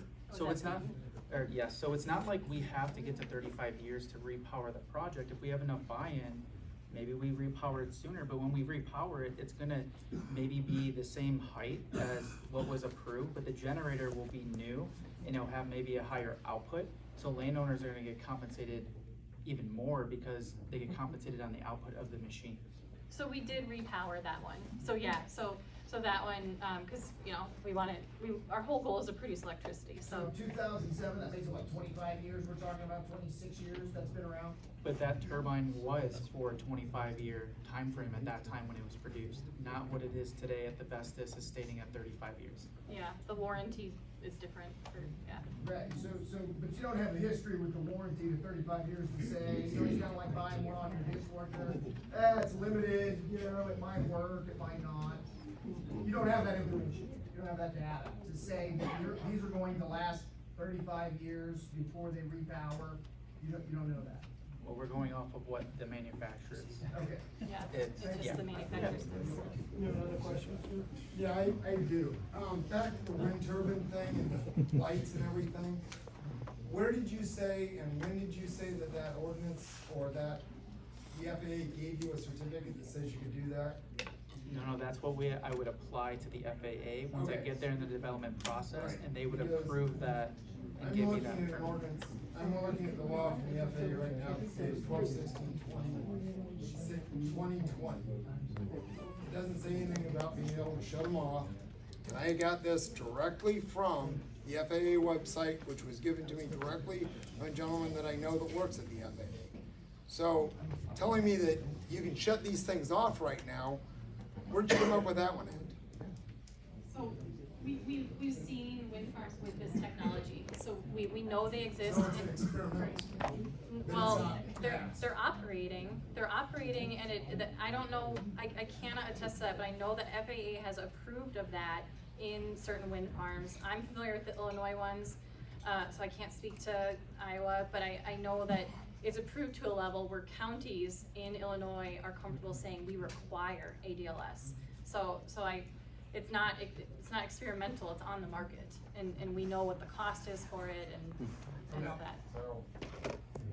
It's not So- a county thing. So I can't speak to the FAA. Give me a copy of it. It's a federal Okay. thing. It's not a county thing, it's Okay. a federal I want a copy thing. that says, because, again, I got this directly off of the website, which was given to me directly from an FAA employee. Administrator.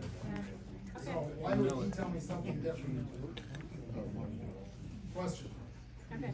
So I have to correct myself. I said 25 years, and it was pointed out to me, and you know, being a finance guy, I should know, 17 years, so you're 2007, not 25, so I worked in your favor. That's half the time of 35, right? Am I right on that one? So 17 years, we're talking about 35. So wait, can I clarify that we chose to repower because a better product was on the market. It wasn't that the equipment was failing. So it was a business decision to repower to have more output. So for what it's worth, we're not saying that it failed and we had to at that time. Right. I'm saying you don't have one that's ran for 35 years, what you're talking about. That's I correct. get it. I'm with you. Okay. I guess out of all these comments that we've heard tonight, I think the lady in the front row over there that lived there at one time, right? Yeah. And her testimony, I think, shouts from rooftops here. I mean, she's the one that said that, you know, they're loud, they're noisy, you know, along with the gentleman in the back talking about, you know, us all being neighbors. I mean, that to me is huge, and that's reality. That's not some of these statistics. It doesn't go away. Yeah. It's not, they say 35, 52 years, whatever. Yeah, it's a lifetime. And we were never given that opportunity, just like right now, we can't vote on this, and we weren't given that opportunity either. But I'll tell you what, if we'd have been given the opportunity, that thing would never have went in. And I think that speaks volumes right there. Yeah. I was giving some thought to this meeting coming up, and I'd like to present something here more to the people that are here. We all are Americans, right? There's many people who are trying to get into here in our country. What is one of our birthrights at America sets some of us apart from some other countries? We can own land. So that is our birthright. And I was thinking of a Bible story from Genesis 25, where Esau, he sold his birthright for a bowl of pottage. Afterwards, it says the next chapter, he tried to regain it, though he sought it bitterly with tears. He could not find it. He regretted it to no avail. Well, we sell our rights, our land, for 12 bushel of corn. I took the 883,000 paid out so far by 17,000 acres and come out to 51.94 per acre. I rounded off for $52. I realized that is just the assessment. So we're gonna sell our birthright for that long ahead of time for 1 bushel of bean or almost 12 bushel of corn. How things are changing, we can't look ahead, but we can look backwards. How things have changed from 1980 to 1924. You know, just taking an average of 45 years. What are we giving up by selling our birthright, rights to our land? It's just a statement for our people to think about. Can I piggyback on that? Sure. These 4 buildings. Do you guys know how much farmland sells for an acre in Iowa? And what it was 10 years ago, 30 years ago? You guys get to use the land, so again, everybody pay attention. We still own the land, but they get to use it. We don't get to make the money. He's given price of corn. That's our lifestyle. So that is the biggest math that doesn't make sense. Is that we have to watch acre after acre get sold to people who don't live here, who hunt it once a year, or live in a foreign country, and that's exactly what's going on. There's only so much land, and people here make food that all of us eat. So you guys get to make money off of the land, but we still own it. That's a war on words. They get to own it, but our name is on paper. I just wanna also state, like, the footprint of the project, 30,000 acres that we lease, the footprint is actually at 2/3, say at the high end, you're looking at what, maybe like 40 acres used on top of the ground. And then the operations building, and then also the substation, that is land that I have to purchase, so I can build an ops building for the crew to go to. The substation is land that I have to purchase as well, and that land that I'm purchasing, if you're on the transmission line or you want an ops building, I'll pay you $45,000 an acre for up to 20 acres. Is land going that high right now in Iowa? I think I'm paying a good premium on that. But like, what I'm saying, getting back to is, so 30,000 acres, I'm only taking up for this project, maybe 60 acres total of infrastructure above ground. So. What about when the windmill breaks over though and takes out 4 acres? What about that? Crop damage. We would Crop pay for damage. crop damage. Yeah, so, I mean, it's taking up more than an acre, this is over in Illinois, by Galesburg, Illinois. There's 5 of them knocked over because of the derecho that blew through there. Okay, we paid crop, not me, Yeah, but yeah. another company paid crop damages for Why that. you put the possibility of the things breaking over? I mean, it's dangerous. It's so rare, Yeah, it that's out of is incredibly 72,000. rare. Out of 72,000+, it is a very rare occurrence. So I know that it has happened, but it's not something that we assume is going to happen, because it's so rare. Since 2015, it's happened 8 times over in Illinois. 8 times out of Illinois has probably thousands of turbines. Yeah, flown over them, and around them, and through them. Okay. So. The lady and then Ms. Reagan. I heard that we charge 9.1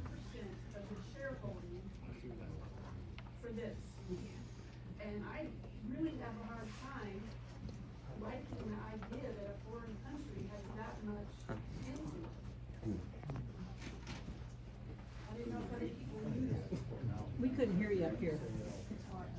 Qatar has 9.1% shareholdings in this business. Who does? Qatar, a foreign country in the Middle East. And I personally don't feel comfortable with the foreign country having that much into America. That's not right.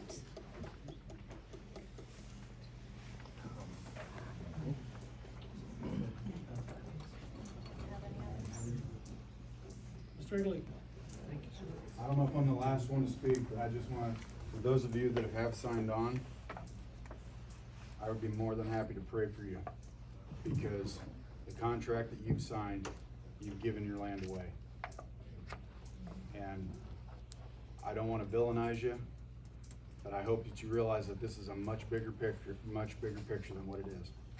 We have a special land around us that very few people have an opportunity to be a part of, and you have signed it away for generations ahead of us. And as a public, we're the ones that are gonna have to look at this and listen to the grumblings. And if we need to go get data, I'm gonna jump in a vehicle and I'm gonna go to a lot of these communities that have put these things up, and I'm gonna ask for town hall meetings in those locations that after 10 years of them being up, and we're gonna come back and we're gonna have a meeting and we're gonna discuss what they said to us. Because we're not gonna get the information from RWE of 10 years later what these communities are saying. So some of us will go out and do that, and we will have an announcement and see if we can bring a group of people together, and we'll discuss what our findings are. But I do pray for all of you that have signed on to this. I really do hope that you know what you've done. And if you didn't have an attorney check it over, I'm sorry. Yes, sir. Well, you talked about a foreign country owning part of it, you talked about land rights. I had the contract in front of me, and I know you have confidentiality with it. Am I allowed to read a paragraph from it? Free country. Okay, if we sign it over, we give you an easement to cut down and remove all trees, brush, vegetation, and electrical hazards now or hereafter, which might obstruct receipt of access to the wind flow through the property, endanger their operations as determined by the grantee. That's you. You could cut down every ounce of corn we have, all our beans, on everything we signed to you, our entire field, every year for 35 years. When you sell it to a foreign country, they could do that. That's why I'm not signing it. I wanted wind turbines. I'm not from the area. I don't have to look at the lights. That line is huge. Thank you for bringing it up in the vegetation, and you're talking about, like I said before, we are not in the business to just clear out fields, and even if we did, we're paying 140% on all of that. But that language But we're is in granting there that easement. because we need to put in those collection lines, and those collection lines are gonna try to go from turbine to turbine in the most direct route, so we can make sure we can get to the properties that we have signed up to those 8 miles away if needed. So that's why that language is in there, to help us, because we would, but that, clear that corn for just that, say, 5-6 feet of collection line. This but says you can do it on every acre I have for every year, and you can sell it to China, you can sell it to whoever. That's what it says legally. The lease is to lease the land. There's no sale of, we could sell the project to a buyer, but And the they could do lease this is too. to lease the land. But I'm familiar with that clause. It has been brought up in other areas. We have had instances where landowners want to modify it, and so then we just work with our internal legal counsel to modify that clause. In reality, the way we see this work out is we don't just clear corn, but I understand, if you wanted the language to be more explicit about that, then we could work with you on that. But the reality is, it's just if there's an obstruction or just for collection lines. So I know you're taking it on our word. I get have to it. go by what's written. You guys seem fine. I went on your tour. I saw what the Gator had. You were great there. But when you go home, I have to have a piece of paper. My piece of paper says they can clear it every year. Well, it's 52 years, not 35. So I want you to know that we can talk about modifying certain paragraphs of the lease. So, in that one in particular, I have had modified in other projects. So, Like So I can please talk to say, us. hey, we can only take up, say, maybe not 6 feet, give us at least 20 feet to work with along a tree line or something that if we enter your property with a collection line, we have to stay within that corridor. We can work with you with that. Yeah. I just question what people signed up already, if they really know what they legally signed on that line.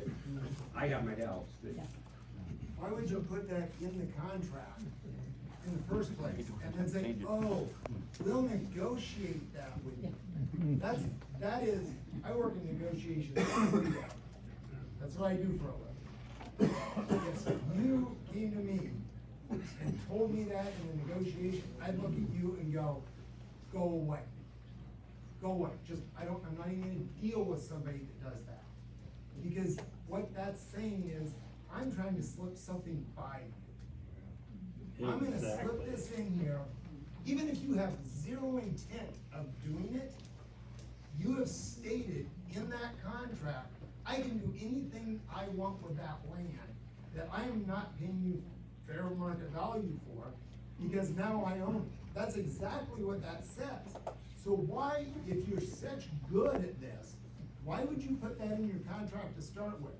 Why would you not say minimum amount, or, I mean, there's 1,000 better ways to word it than saying, we can clear everything. Why would you put that in your contract? Yeah, I don't great want you question. to answer. No, I'm gonna answer because I want know her to you. answer. No, I am the Because project she's sitting developer. here and you look petrified. Oh my God. You look petrified. Come on, get real. I am the project developer, okay, so I'm gonna answer the question. You don't have a So, business plan. as you know, when you're looking at contracts, you want flexibility where you can without screwing someone over. So if the contract gives us, if we're able to look at all the land and have that ability, it gives us maximum amount of buildable area on Which is someone's you. land. That Now, is you. when That you is do, not when in you the are benefit of the person restricted, that signed it. when you are we can negotiate with the landowner to but then that's not answering work my in that question. corridor, but when you do that, it restricts us on our You're not buildable answering my area. question. You are not, I think I again, am. I deal in this every day. I do property leasing every day. That is my job. You did not answer my question. I have been doing it for 12 years. How long have you been doing it? Not answering your question. Okay. Thank you. At least you're honest Because I on that. answered it already. Any further questions? Yes, sir. When you guys talk about the setback, is a county road, like a gravel road, is that like, it would be included, or you can jump over that if there's no houses in the way? You understand what I'm saying? Like with the collection line? So if you wanna put a windmill here and it's only 1,000 feet to the county road, is that a deal breaker? Or you can, as long as there's nothing there, you can, that doesn't count? Yeah, so with the ordinance right now, it's 1.1 times the tip height from a public right of way. Now, if we have a turbine at 1.1 times the tip height, 650 feet would be 715 feet from that right of way. We can have a tower on the other side of that, 715 feet from the public right of way, with the collection line going underneath the county road, and we would have to get that crossing agreement through the county, through that process. I have another question. Okay. I guess this is more for you. What do you find, is there a increased land value / increased assessment on property that has a windmill? Are their property taxes gonna be higher after they get a windmill that produces money for them? Assessors, either they're kind of forget that there's turbines in the county, because they've been there for a while, and they're like, yeah, there's nothing, they just kind of, the constituents are like, yeah, they're cool now, or, they're. Just say you don't know the answer. I do know the answer. That's what I'm saying. That's what I'm saying. So they're either nothing, no change, usually no change. I want to say a little beneficial, but I'm going to say stick with no change. Beneficial to have one. Stick with officially no change. I'm one of the guys that was going to buy property or buy property. And I have one more question. I have one more question. We pay the differential in the property tax. If your property tax goes up, and we work with the tax assessor, and if the property tax goes up, and it's because of the infrastructure of our project, we work with the county assessor to make sure that bill is separate, the landowner never sees it come straight to RWE, and we pay those taxes on the infrastructure on the landowner's property. Yeah. Then when it comes to land, it's all No more questions tonight. We've got another meeting at 6:30 at the Streetsburg Parish Hall. And we're all welcome to come.